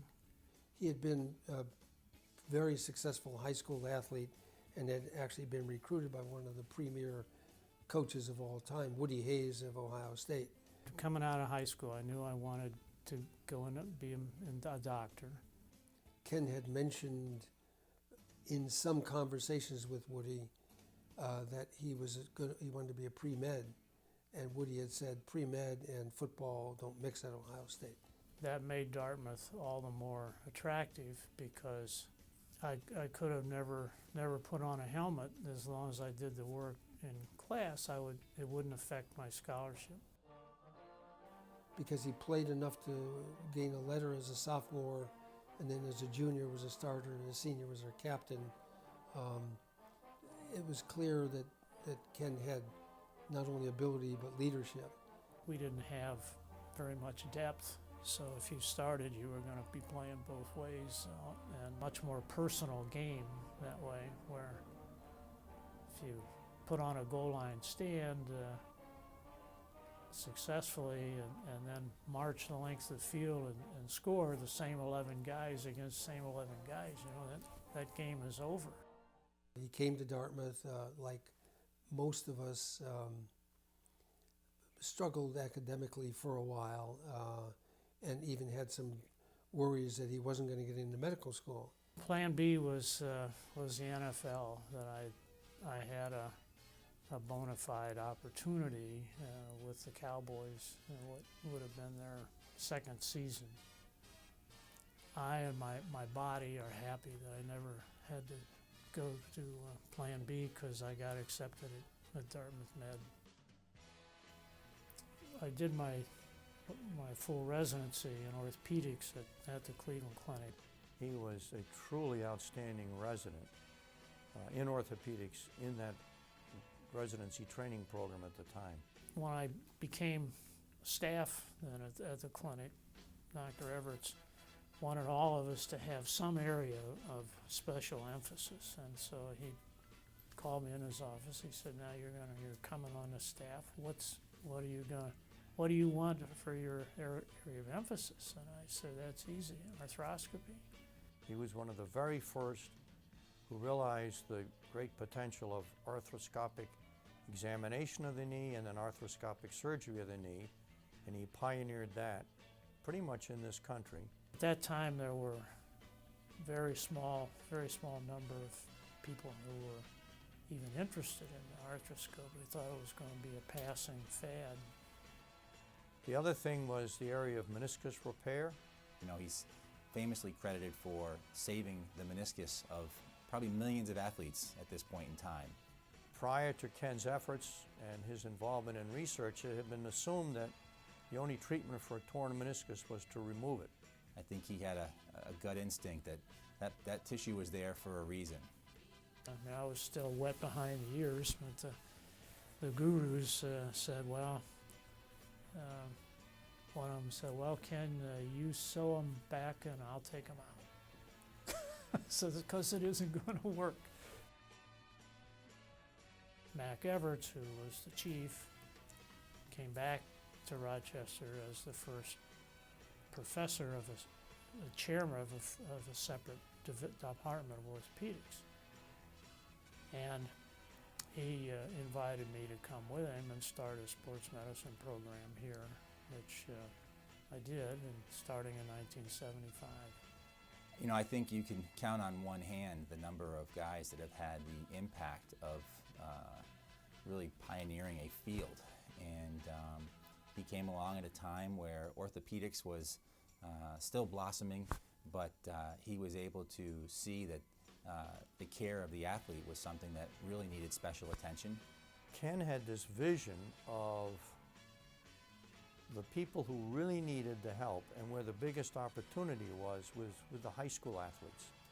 His research and his teaching and his leadership at Rochester is known internationally, really. My wife has always said it's really nice that my first and second loves were the same thing. It moves the family up a whole notch because the sports and medicine tied together, and that really led to not only orthopedics but subspecializing in sports medicine.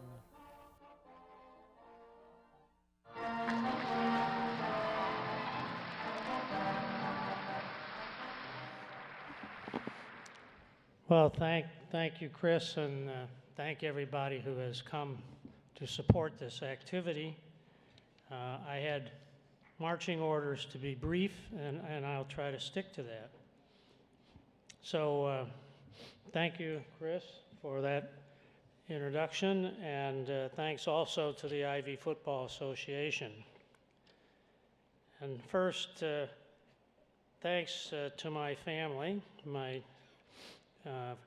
wife of 46 years, Jean, and daughter Kathleen, who has come from Boulder, Colorado to be here tonight. And thanks to my friends and professional colleagues who are here from Rochester, Cleveland, Boston, and particularly Dr. Mac Everts, that you saw briefly on the screen, who has been my mentor through the Cleveland Clinic years and through the University of Rochester years and beyond. He's come from Millersville, Pennsylvania to be here. Thanks also to the Dartmouth Athletic Department and the Friends of Dartmouth Football, to my coaches and my teammates, 4 of whom are here tonight. And I want to particularly recognize Jim Lemon from St. Louis, who's not only a teammate but was a roommate, and he was captain of the 1961 team.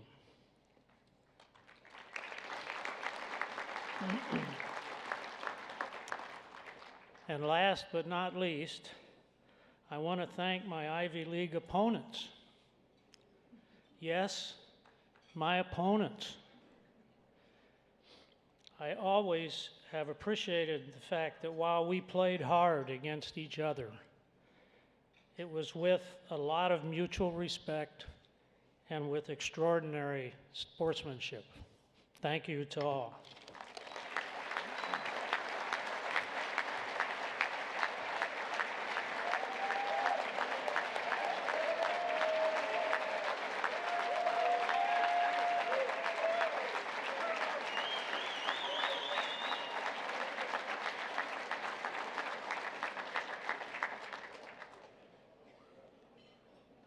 That's how fast you're in and out of with knee surgery with Doc. Start rehabbing in 5 minutes. Well, there are very few Ivy League athletes of our lifetime that are as well known as this gentleman we're about to call up. He's been honored here at this dinner. The General mentioned him a little while ago. He won the Bushnell Award, Player of the Year, and let's face it, we all know he won the Heisman Trophy, okay? Do you know where I'm going here with this? We all know that Ed Marinaro really won the Heisman Trophy. So I'd like to bring up for the Bushnell Awards one of the great players the league has ever known from Cornell, Ed Marinaro.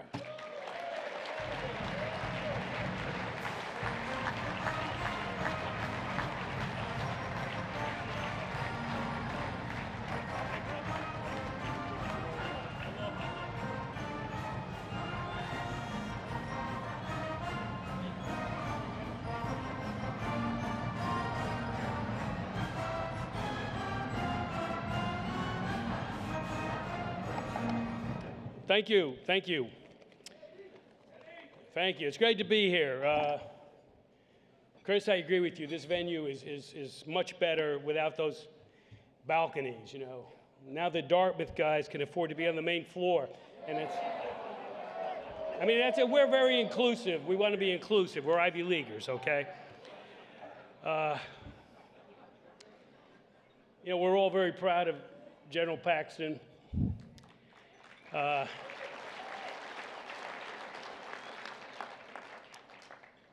But I'm going to say something as a friend. I think you overdid it with the medals tonight.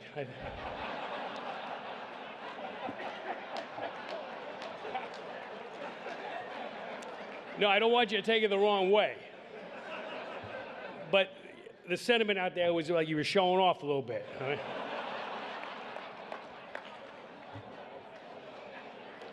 Borderline, but they felt you were showing off.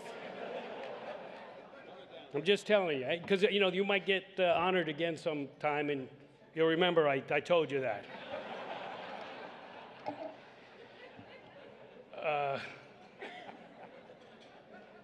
It's just something to think about.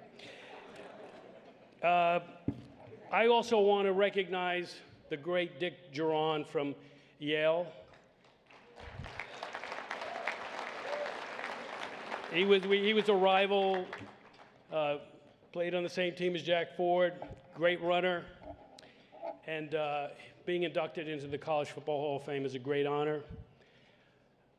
Until he was inducted, I was the only Bushnell Cup winner who was also in the College Football Hall of Fame. And now he's the second one.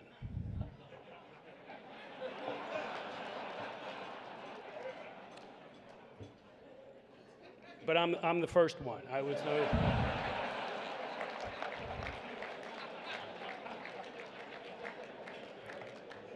and he's the second one,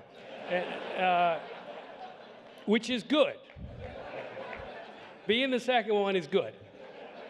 Not quite as good as being the first one. Just think about it. First guy to step on the moon, Neil Armstrong. Who was the second guy? I don't even know. I don't. You could tell me it was Yogi Berra. I would say, good for Yogi. So, now I don't want you Yaleys to get your little beanies all rolled up in a knot here, because I'm just fooling around, okay?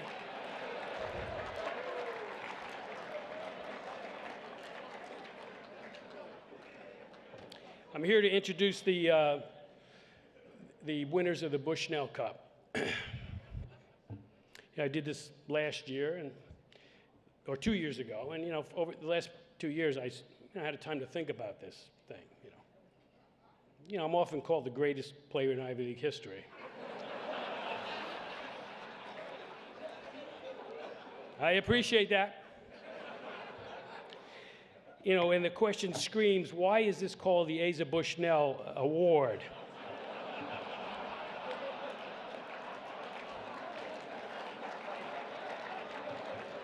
It's been 40 freaking years that it's been the Asa Bushnell Award. And with all due respect to Mr. Bushnell, I'm sure he's a fine, earnest gentleman, but back in 1970, I didn't know who Asa Bushnell was.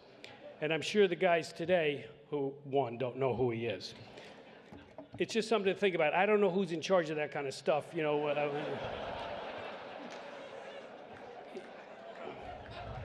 I'm not suggesting we retroactively change the name to the whatever award, but because it'd be a little uncomfortable for me to, Ed Marinaro won the Ed Marinaro Award, so.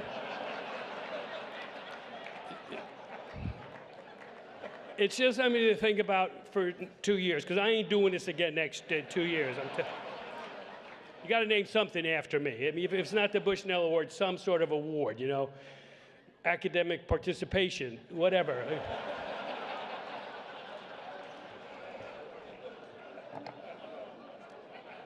I did graduate. It took me a little longer. Anyway, so we're going to. I'm here to present the Bushnell Award to the offensive, defensive MVPs. It's given each year, and we're going to honor the. Do I look like Mr. Magoo with these glasses? Seriously. I looked at myself in the mirror, and it was embarrassing. Anyway, so in 2013, it was won by Princeton quarterback Quinn Epperly for offense, and Harvard's defensive end Zach Hodges. In the most recent season, Yale tailback Tyler Varga, he won the offensive award, and Zach Hodges shared the award with Princeton linebacker Mike Zwilly.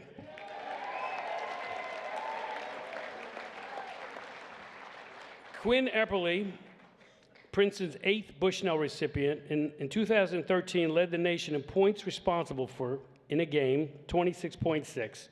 He matched the Princeton single-season record for passing touchdowns, 25, and broke the NCAA consecutive completion record when he completed 29 straight passes in a 53-20 home win over a team in upstate New York. In the Tompkins County area.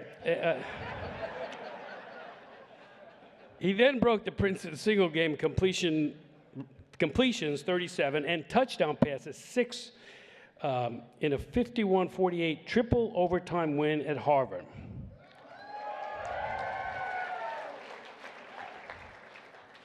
Big deal, right? It's over triple overtime. I mean, I'm kidding. Now, Harvard's Zach Hodges became the first player to be twice named Defensive Player of the Year and just the 4th player in league history to earn the Bushnell twice in his career, joining Cornell's Ed Marinaro in 1970-71, Yale's John Pagliaro in 76-77, and Harvard's Cal Morris 2001-2002. He's the 8th Harvard player to be honored for the Bushnell Cup. There is no doubt that if they had awarded the trophy in 1969 when Ed Marinaro was a sophomore, he definitely would have won the award and been the only 3-time winner. That's really too bad for Ed. Oh well. Okay, Mike Zulli is the 9th Princeton player to be bestowed with the Bushnell Cup. He led the Ivy League with 16.5 tackles for loss, ranked 2nd with 8.7 tackles per game, and tied for 5th in sacks with 4. He had 16 tackles in his final collegiate game, which moved him over the 200 tackle mark in his career. He anchored a Tiger defensive unit that finished the regular season 2nd in the conference and 8th nationally in rushing defense. Tyler Vargas, Yale's 8th Bushnell winner, had a great 2014 season, including a pair of 5 touchdown games. His most notable performance came in an overtime win over Army on September 27th, when he ran for 185 yards and found the end zone 5 times. His last score was the game winner and got him almost every national and regional award for Player of the Week. The performance also got him mentioned on ESPN's College Football Final and NFL Primetime. I wonder who mentioned his name on NFL Primetime. Okay, now Tyler Vargas and Zach Hodges are at Mobile, Alabama, preparing for Saturday's Senior Bowl. But we have with us winners Quinn Epperly and Mike Zulli, who are about to depart for Texas to play in the Gridiron Showcase next week. And could they please stand, get recognized? Where are you guys?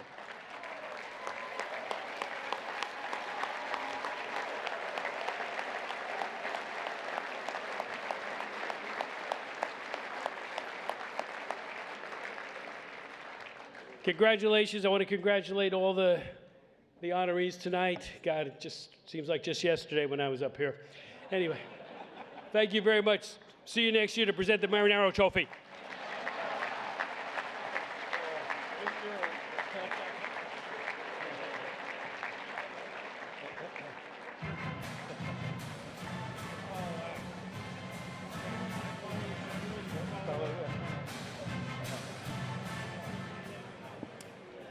Just so you know, you can catch Ed at Caroline's Comedy Club on Tuesdays through Thursdays. Here's the thing about Ed Marinaro. Chris watched him play. I chased him for 4 years. Freshman year, our 3 varsity years. And I know I've said this before, in any conversation about the greatest football player ever to come out of the Ivy League, Ed's name is at the top of that list. Here's just a number for you. You know, we tend to define ourselves by numbers. How about this? 4,700 plus rushing yards in only 27 games. That is astonishing. Eddie, it's always good to have you here.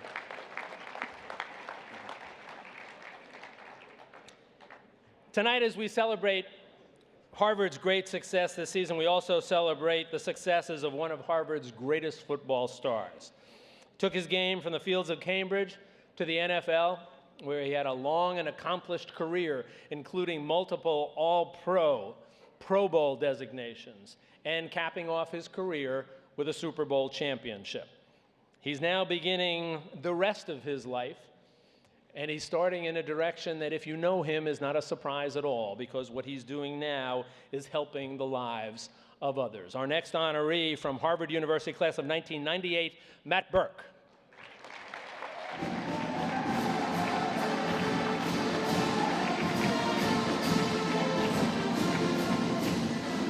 I never really thought that I would play college football, and after my senior season, I thought I was all set for college, and my coach came to me and said, well, there's a few schools that want to talk to you, and one of those was Harvard. At first, I don't think I adapted very well. I mean, it was a struggle for me.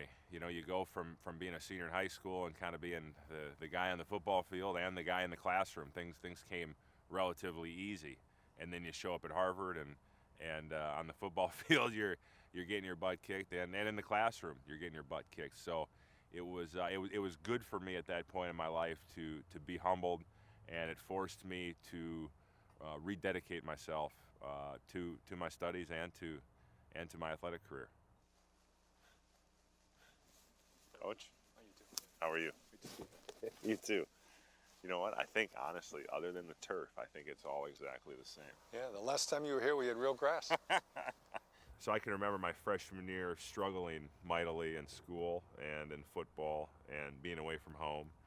And like most freshmen. Yeah, well, probably, but it was going rough for me. So I remember I called you up and asked for a meeting, and I think it was 5:15 in the morning. You made me walk across the river and meet with you, and we were talking, and you really challenged me, not just with football, that's what we were talking about, but you really challenged me to go all in, to not worry about failure, not so much focus on the results, but just really give it everything I had and dedicate myself to the sport and to the team. And I can remember that meeting like it was yesterday, and it really was one of the turning points in my life, one of the things that I go back to.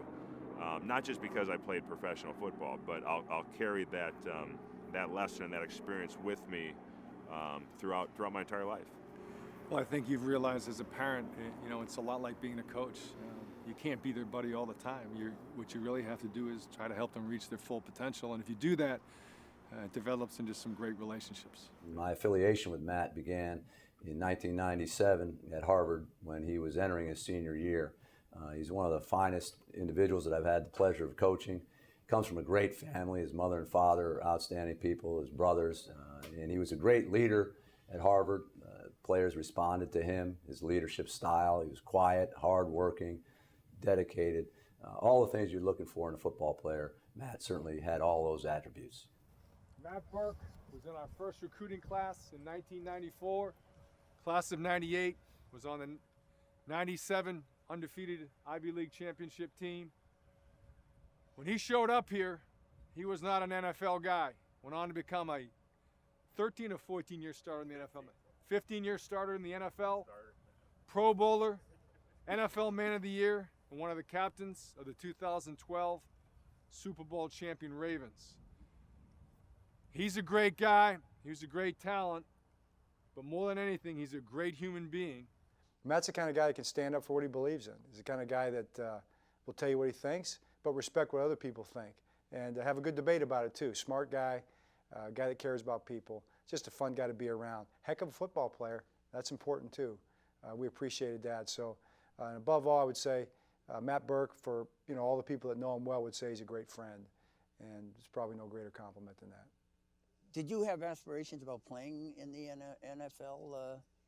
Before, if you were in Creighton, because a lot of those kids that played in Creighton, they played with some of the big schools, didn't they? Yeah, I mean, yeah, absolutely. I mean, we've had Heisman Trophy winners and first-round draft picks, but I never saw myself as that. I think the thing that attracted me to football was the work ethic, the lifting the weights, and kind of just the grind, the grinding. I never considered myself a real talented guy. And so I kind of felt like, well, if I was going to be anything, I would have to embrace that grind and do it better than anybody else. And that's just that's really what I enjoyed about it. And then my senior season, it just kind of happened. I think everything just kind of fell into place, not only for me to get an opportunity in the NFL, but then when I got there, I got in the perfect situation. The team I was with, I was at home, so I had my support system. I was on a team that had 4 Pro Bowl offensive linemen, so I didn't have to play right away. And professionally, the best thing I could do was just sit back and watch professionals do their job. I'm thankful every day that I was in the NFL, I was thankful that I had this experience, because which is pure. I mean, I know it's that doesn't mean it's not serious, that guys aren't committed and dedicated, and you work just as hard. Actually, you probably work harder than the guys at the other schools, because you're doing this and then you're doing all that over on that side of the river too. But just to be able to have that where it's just about the game. Well, it's always great to come back. Brings back a lot of memories, and always great to see you, Coach. All right. Yeah, thank you. Got a game ball. Feeling good? You ready?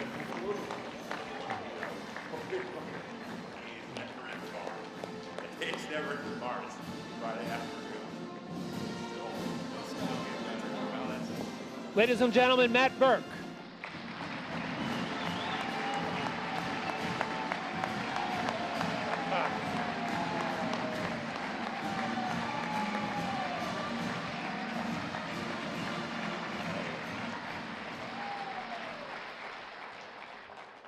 Should be pretty easy following Ed. When I got an opportunity to play professional football, I was told by scouts and by coaches and even by my agent, who went to Yale of all places, he said, you're going to have to lose that Harvard stereotype in the NFL. You're going to have to distance yourself from that. So the first day of training camp with the Minnesota Vikings, they had a healthy hazing tradition. And you had to stand up on your chair. The rookies had to stand up on their chair in the dining hall and sing the fight song. And the Harvard fight song we sing after we win, 10,000 Men of Harvard. So I know everybody here is familiar with it. I won't sing it. This thing on? So I sang the song, and then not one to go just halfway with anything. I announced that I was going to sing the second verse, which is in Latin. I told that, and then I alerted the state school guys, you better listen up. I didn't really see much value in distancing myself from the Harvard stereotype, because it was something I was very proud of, and obviously the Harvard education served me very well in my professional football career. Back before the electronic days, we used to get playbooks, and they were like as thick as the old phone books. Well, that was the offensive playbook. The defensive playbook is 1 page. It's a picture of a football, and it says, go get it.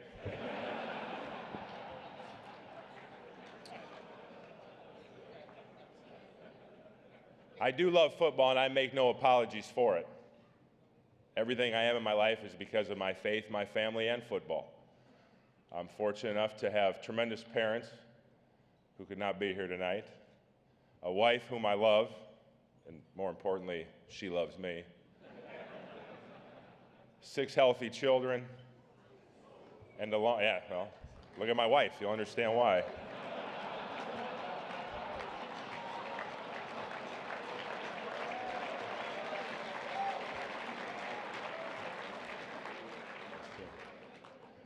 But I stand here a very grateful man, and I look around, maybe not old yet, some days I feel old, but not old yet, but I look at football and I look at our country, and I can't think of a time when our country has needed this sport more, because of all the things I've mentioned tonight, what it teaches.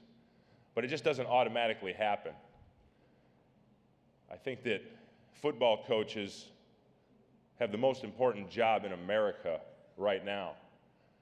And I know that they get great fulfillment in what they do, but they don't get enough recognition. And I certainly had a great coach in Coach Murphy, who was a great football coach and a great football mind, absolutely.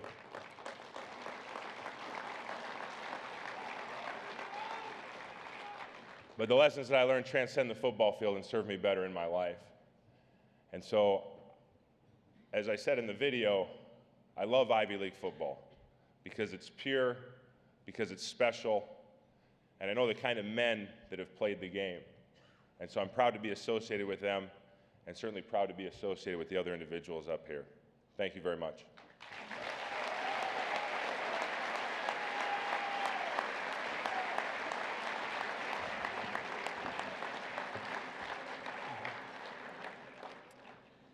An outstanding football and baseball player at Penn, the 1964 recipient of the Maxwell Club of Philadelphia Outstanding Player Award.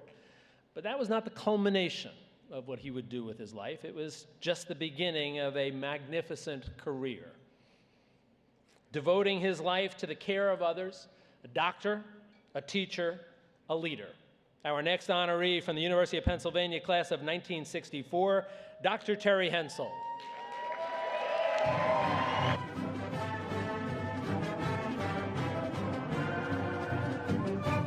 Oh, it's terrific to be here again. My whole college career is based in this place, and it gives me chills just to look around and be here. The fact that I even got to Penn is somewhat remarkable. My story is October 16th, 1963, and we were playing at Brown and getting thoroughly whipped. But they had a very quick quarterback named Jimmy Dunda. I think his name was Jim Dunda. I remember his number. I don't remember his name as well as I do his number. And I thought I could chase him around his end zone and get us 2 points. And young Jim Dunda was a bit fleeter than I, and he ran me into an unpadded goalpost. And I didn't remember anything from then on until several weeks later. But the problem was that on that day, October 16th, the MCATs, medical admission tests, were being given. And because I was playing football, I had arranged to take the test on Sunday, the next day. There were 2 sessions, a 3-hour morning session, afternoon session. And I felt fine for the morning session, and I got back for the afternoon session. I had a terrible headache, and I went to sleep. And I got from my first interview, which was at the Cornell Medical School at the New York Hospital, and the dean looked at my record and he said, you did very well, the 94th percentile in the first part of your board and a 0 for the second part. He said, what happened? And I told him that story, and I was admitted without any further fuss, no further interviews. He said, it's the greatest story I've ever heard, you're in. Well, I think he's a guy that's done it both in the classroom, he's done it on the football field. He's given back. He's given back not only to Penn, but also to the Petty School. And he's one of the great civic-minded people that we've had. So he's been an inspiration in a lot of different ways and just really been a tremendous guy and a true Pennsylvanian. A two-sport athlete at Penn with football and baseball, Terry was not only an excellent student, but went on to use both his athletics and academic prowess in medical school at Cornell, as a faculty member, a distinguished one at Columbia University, and someone who broadly engaged in the community and mentoring our young people. I first met Terry Hensel in 1978 when I was a third-year medical student at Columbia. My roommate, Marty O'Loughlin, was following Dr. Hensel around the hospital during his rotation in pediatrics.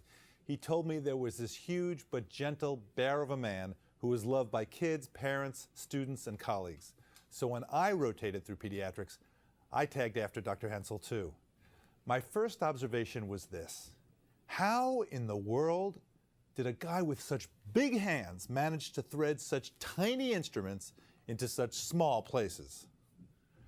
I remember him explaining a procedure to an anxious father, whose exact words were, I believe, "You're going to put what where?" And this is where Terry Hensel shined.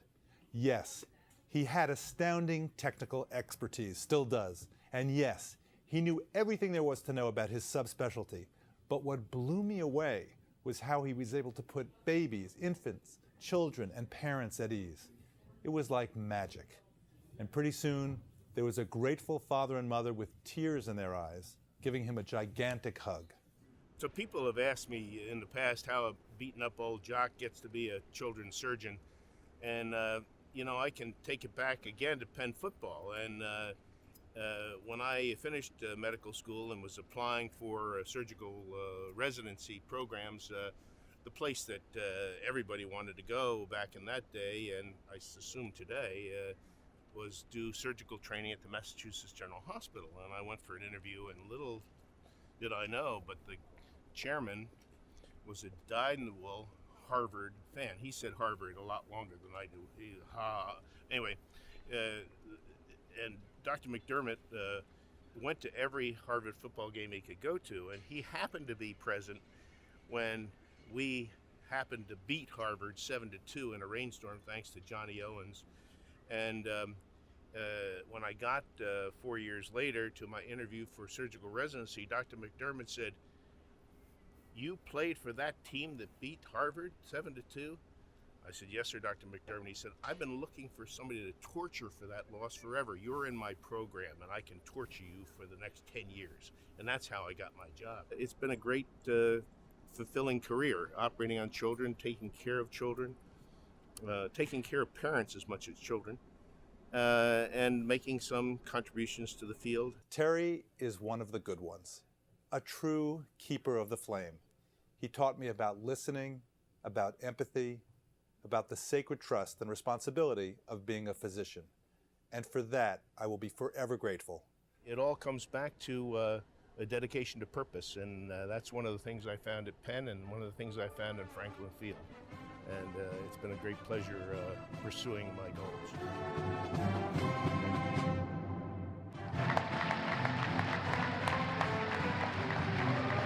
Thank you. Thank you. A great Irish surgeon I know once said, "Truth is a rare commodity and you have to use it sparingly." I tell that to all my Dartmouth friends, the two I have. Ivy League football means a lot. And this dinner, the Ivy League Football Association, what your managers have done, what the organizers of this event have done is remarkable. For the Penn Football Association, Gary Bora, thank you very much for your confidence. Coach Bagnoli, Coach Priori, congratulations. Al, I can't imagine a better career. Thank you.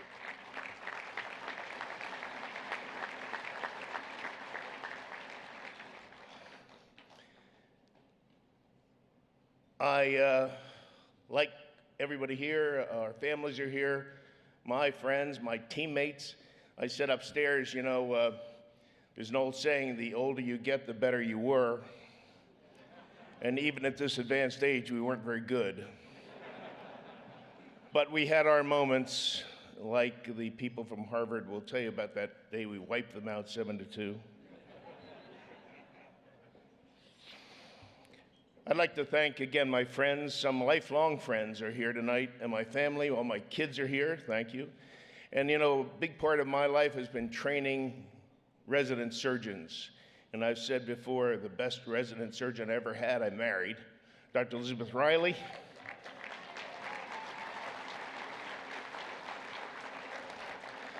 And I've been retrained ever since, every day. But the biggest thanks is to Ivy League football, and in particular Penn football.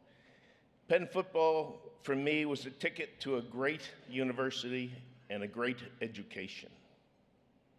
As you heard on the tape, it was my ticket to medical school. It's an absolutely true story. It is my ticket to my surgical residency. And it's been my ticket to open doors in New York City for the last 40 years. And so, like we say in Philadelphia, here's a toast to dear old Penn. Thank you.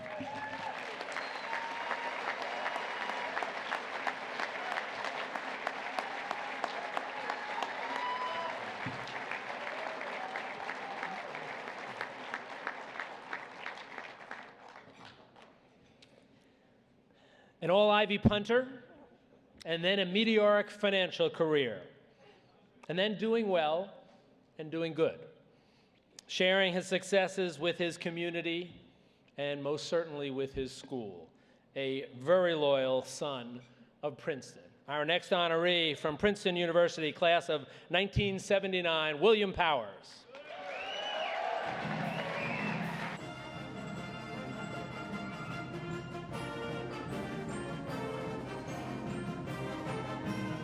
Tell me a little bit about what it feels like to come back. You were such a leader on this campus, and you have been such a leader afterward.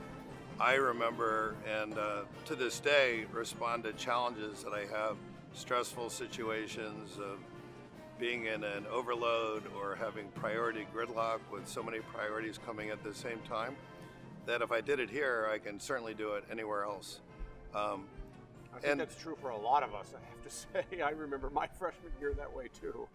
I ran across the college recommendation that I wrote for Bill. It's dated November 13th, 1974.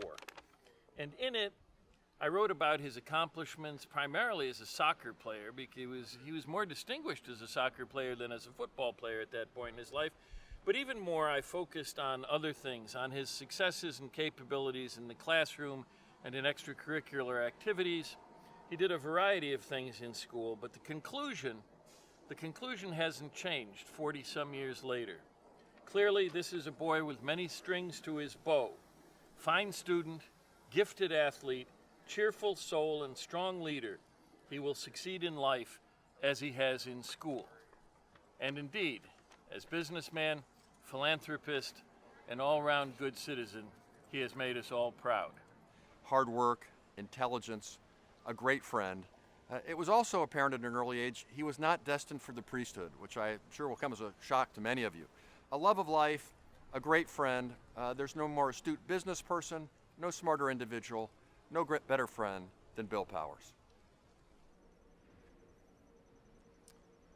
Every time I come back to Princeton, it reminds me of the first time I saw Princeton. It is the most beautiful campus. When I thought about going to college as a high school student, I thought about where I wanted to go and what I wanted to feel when I was there. And when I saw Princeton for the first time, when I toured with my older brother David, I looked at him and I said, you can pick wherever you want to go to college, but I'm going to Princeton. My first introduction to Bill Powers was in 1978 on the football field. Bill was a punter for Princeton. I was a punt returner for Yale. I distinctly recall Bill's booming punts, and all I could think of was this guy must get a lot of practice. My first introduction to Bill as a person was in 1985 when I moved to Manhattan Beach, California. I was working for Goldman Sachs. Bill was working for Salomon Brothers. And any territory I'd taken from Bill on the football field, he quickly got back on the finance arena. Bill was an incredible mind, very quick, able to consolidate ideas very easily and create themes that people could easily understand, and he had great communication skills. What you may not know about Bill is that he has a deep faith and abiding sense of spirituality. He doesn't wear it on his sleeve, but frankly, it's a central part of who he is. And I have a hunch that the Bill we know as this terrific friend and amazing human being is largely shaped by that inner core. Tell us about the Painted Turtle Camp and how you got involved in it. So the Painted Turtle Camp is a camp for critically ill kids. I became a founder and followed my heart, and it's really been a tremendous experience. My kids are counselors in the camp and have become involved now that they're out of college. So it's just a wonderful experience. I think Princeton has definitely been a big part of my childhood, not even just because I went here for a year, but just because of growing up around you. So was the embarrassment of the way I would interact with these people, is that what drove you to transfer to Stanford? Partially. I mean, I had to go off and do my own thing. Princeton was great for a year, but I'm happy where I am now. And I'm just following in your footsteps even more because you went to Stanford Business School, so I'm just one step ahead. And that's how it all started. You said, hey, let's put this field together. Let's start with it in the stadium. And then ultimately you had the idea to make all the practice fields look this great. And that was still only the beginning with you. Bill, here we are on Powers Field. How does it feel? It's an enormous debt that I feel I have the opportunity to, in some small measure, repay. And due to my good fortune, I was more than happy to share this with Princeton. On another level, as a defensive back and as a specialist, I really wish I could have played here. I mean, this is such an amazing facility. Yeah. And while I can't play here, it's transformative to be able to provide this type of an asset to the Princeton football program, it's very humbling. It is very much appreciated, okay, and recognized what you've done here for the team. We're so appreciative of everything he's done to make my job easier and make our players' experience better. And, you know, we can't thank him enough for everything he's done with us. Thank God I came to Princeton. It's the most beautiful campus.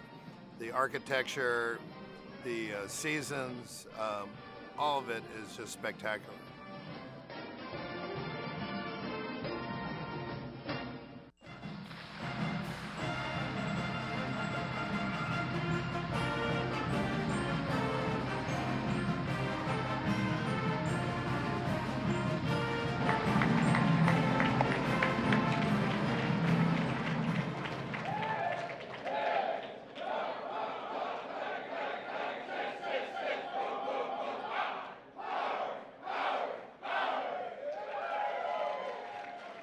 Thank you, Princetonians, and I'm sure other schools were involved in that cheer too. I'd like to, first of all, thank the Ivy League Football Association. This is my second that I've attended. Governor Ehrlich was my captain and classmate back in the multi-tier Waldorf, and it's wonderful what you've done for the Ivy League football programs, for the players, and to get us all together to get to know each other better. So my route here is a little bit different. My father was a very serious football player in college. He played at Duke University. He started as a third baseman on the baseball team, was discovered in intramural football, and was brought out his junior year and given a football scholarship. He was not able to play spring football because he was on the baseball team, and played third base next to Dick Grote for 4 years. In his senior year, he set the NCAA record for most touchdowns in a game, 6, 3 receiving and 3 running. He was drafted in the 3rd round by the Redskins, but decided instead later to go to Harvard Law School. So he was an inspiration for me. We learned how to catch passes. He'd throw the ball to my brother David and me when we were 4 years old, right at our head, and if we didn't catch it with our hands, the rest was history. But football was not an elective sport for us, it was a requirement. My older brother David, who was a fellow defensive back at Princeton, was the high school star. I wasn't even all-league, but that didn't mean that I could give that up. Tom Hudnut, who you saw, was my college guidance counselor at St. Albans, Princeton class of '69, and ran a small railroad from St. Albans up to Princeton. And in a touching moment, he shared with me how much the two of us were alike. That, like him, we had older brothers who had distinguished themselves at St. Albans, and for him, Choate, and then had gone to Princeton, and we merely followed in their footsteps. Thank you, Tom.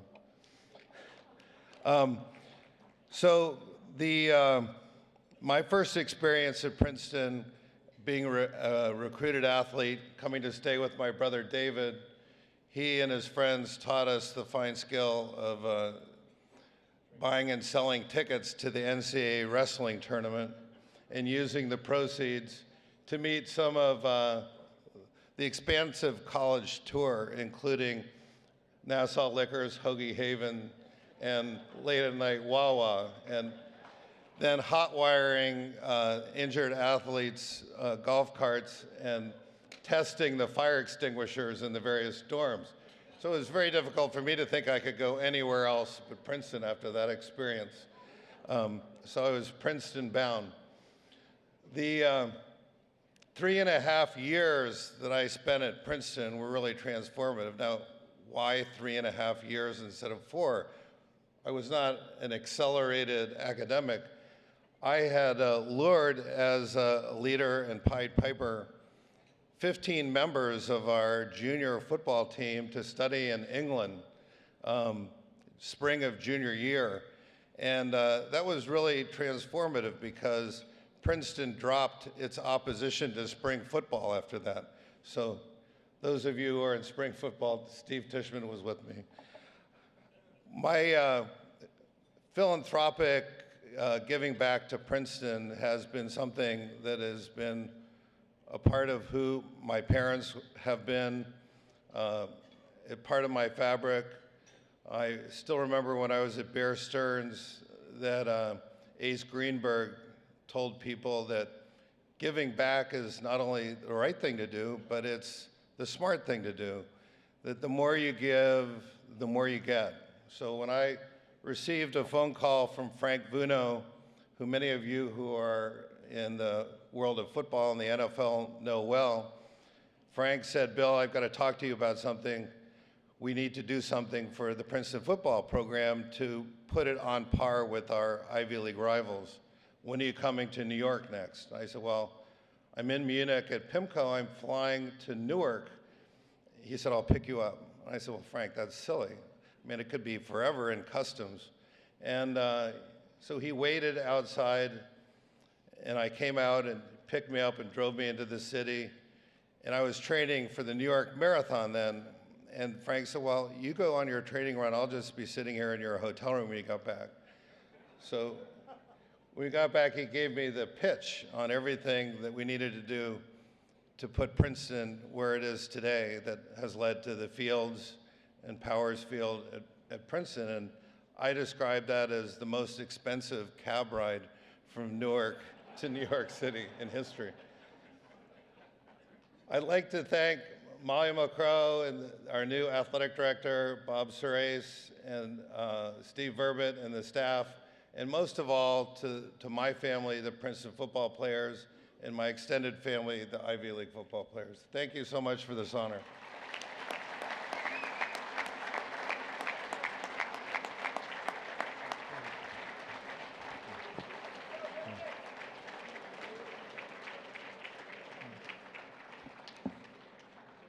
I've had the wonderful opportunity over the last 8 years of introducing opponents, people that I got to know, teammates, and tonight I get an opportunity to introduce not only a teammate, but the guy I lined up next to for my senior year, his junior year.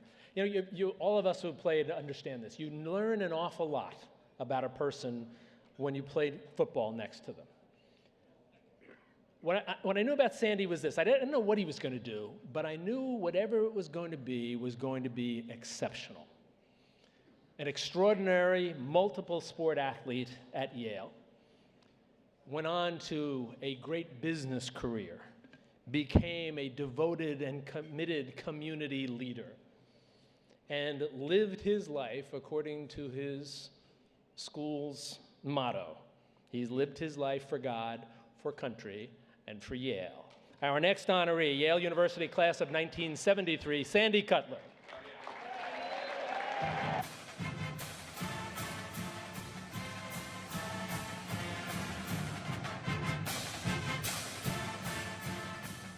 He was a winner, and it looks to me like he's still a winner from what he's done in his chosen profession. And that's what made coaching at Yale so important to me, the type of young man I had the privilege of coaching, and Sandy was right on the top of them. He was a leader on the campus as a student athlete here, and he continues to provide extraordinary leadership for his company and for the city of Cleveland, Ohio. He's an extraordinary man. When I look at your career and what you've done in your career, I can really trace it back to that first year as freshman. The sort of sense you had of preparing yourself for classes. I mean, I needed to learn a few things about that. Sandy, I look at you like Derek Jeter, who's playing his last few games with the Yankees. You were always prepared, you always performed, and you were incredibly consistent in what you did. And that's what they're saying about Jeter now. I just read that this morning, and I think that's the same thing that you've shown in your college career, and certainly as a businessman. Well, yeah, I think one of the lessons we all learned, and it's one of the great things about this game of football, is that it's really critical that people know roles and responsibilities. You know what you have to do to support your teammates. You know to count on your teammates. And in so many ways, football and I think academics combined with it really give you that basis for then achieving later in life. And I think we look back on those lessons we learned, and they really were formative lessons, I think, for all of us in our lives. Well, Yale's so rare in that respect that having this combination of academic excellence and the opportunity to perform at the highest level in terms of athletics, that's a rare double you find today. And I think that's perhaps the biggest joy so many of us had in playing sports here. We look back on it and say we were at a place where you could do both, and you can still do both today. I think that's right. And, you know, with all of the controversy in college sports, college athletics that's going on now, you know, I think the Ivy League provides a model for a different way of doing things, and something that we can really be proud of at Yale. Sandy's had a remarkable record at Eaton. If you go back, Sandy took the job as chairman and CEO in August of 2000. And if you took the record at Eaton from August of 2000 until September of 2014, we have cumulative shareholder returns of 541%. Compare that with the S&P, which have been 84%, or the Dow, which has been 121%. Our market cap has gone from 4.9 billion to almost 32 billion, 540% increase. Our revenue's gone from about 9 billion to 22 billion, 60,000 employees to 130,000 employees. It's made 64 acquisitions in that period of time, which added $12 million of new revenue to that. And with all that, Eaton, for the last 7 years, from 2007, every year thereafter, has been recognized as one of the most ethical companies in the world. Tremendous record. But think about what this guy has done and what I've had the good fortune to be a part of. He transformed our Chamber of Commerce. It was 3 separate organizations. Sandy was due to be president of one. Instead, he came up with this sort of inspiration that we should merge all these together into what is now the Greater Cleveland Partnership. Greater Cleveland Partnership has been a major factor in helping to change Greater Cleveland, opportunity for corporate citizens to participate in improving our city and improving our community. That's what it's all about. Same thing has happened at the Cleveland Orchestra. He and Sally have funded and have led and inspired a change in the Cleveland Orchestra to attract younger audiences. It already has the youngest audience of any major orchestra in the nation, and it's because of what Sandy Cutler and Sally did in inspiring this kind of transformative change. How are things going at Eaton? Well, we're really pleased. We've obviously grown the company a lot. We've got 104,000 employees now around the world in 178 different countries, and you know, some of the diversity that exists on this campus is exactly what we find in our workplace. We speak 37 languages every day in the workplace, and it's all about the people, just like it is a university. And it's all about harnessing their talents and allowing them to be the most successful they can be. And that's when you have a great enterprise, you've got a great school, you've got a great city. That's what makes it work. And I think when our players have the ability to look at some of the guys who wore the same uniform, played the same bowl, the guys who have been so successful like Sandy Cutler, it really gives them an eye of inspiration for what they can do in the future. It's all about roles and responsibilities. It doesn't matter whether you're in business or you're playing football. It's about knowing your role, fulfilling your responsibility. That's what coach told you. Trust in the guy next door. Don't fill for him. Do your assignment. You can beat these guys tomorrow if you believe in yourself. That's what life's about. It's about believing in yourself and stretching yourself. So go make a difference tomorrow. You're going to have an opportunity to remember something for the rest of your life if you play up to your potential tomorrow. Have fun doing it.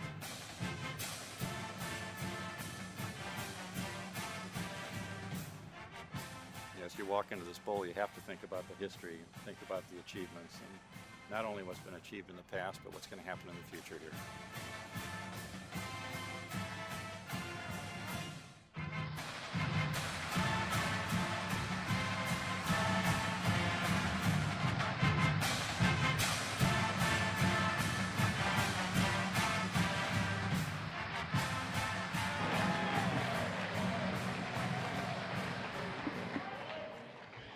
Well, thank you all so much. It's a tremendous honor to be here this year, representing Yale and representing my teammates. And I'm just delighted to be here tonight with my wife of 35 years, Sally, and my son, Bill, and so many others of my teammates, my roommate who you saw on the film, who turned out to be our captain. We were roommates since freshman year, and so many of the teammates who made such a difference in us being successful and learning a lot together.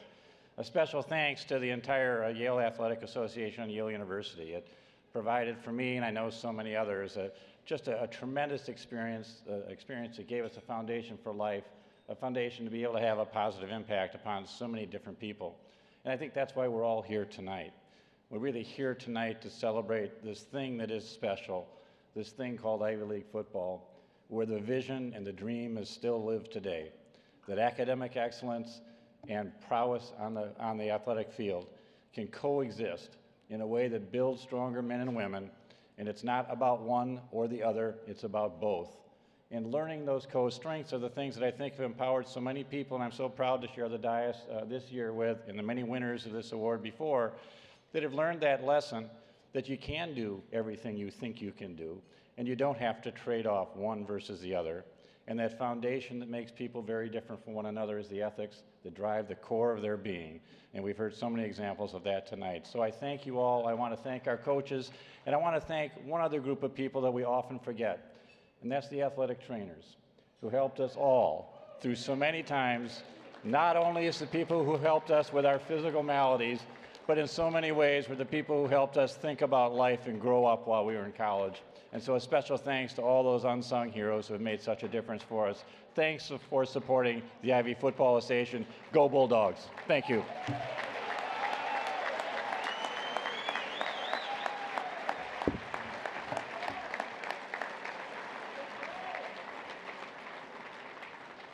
If you had 10-15 in the over-under, you're good. One last round of applause for these magnificent honorees tonight.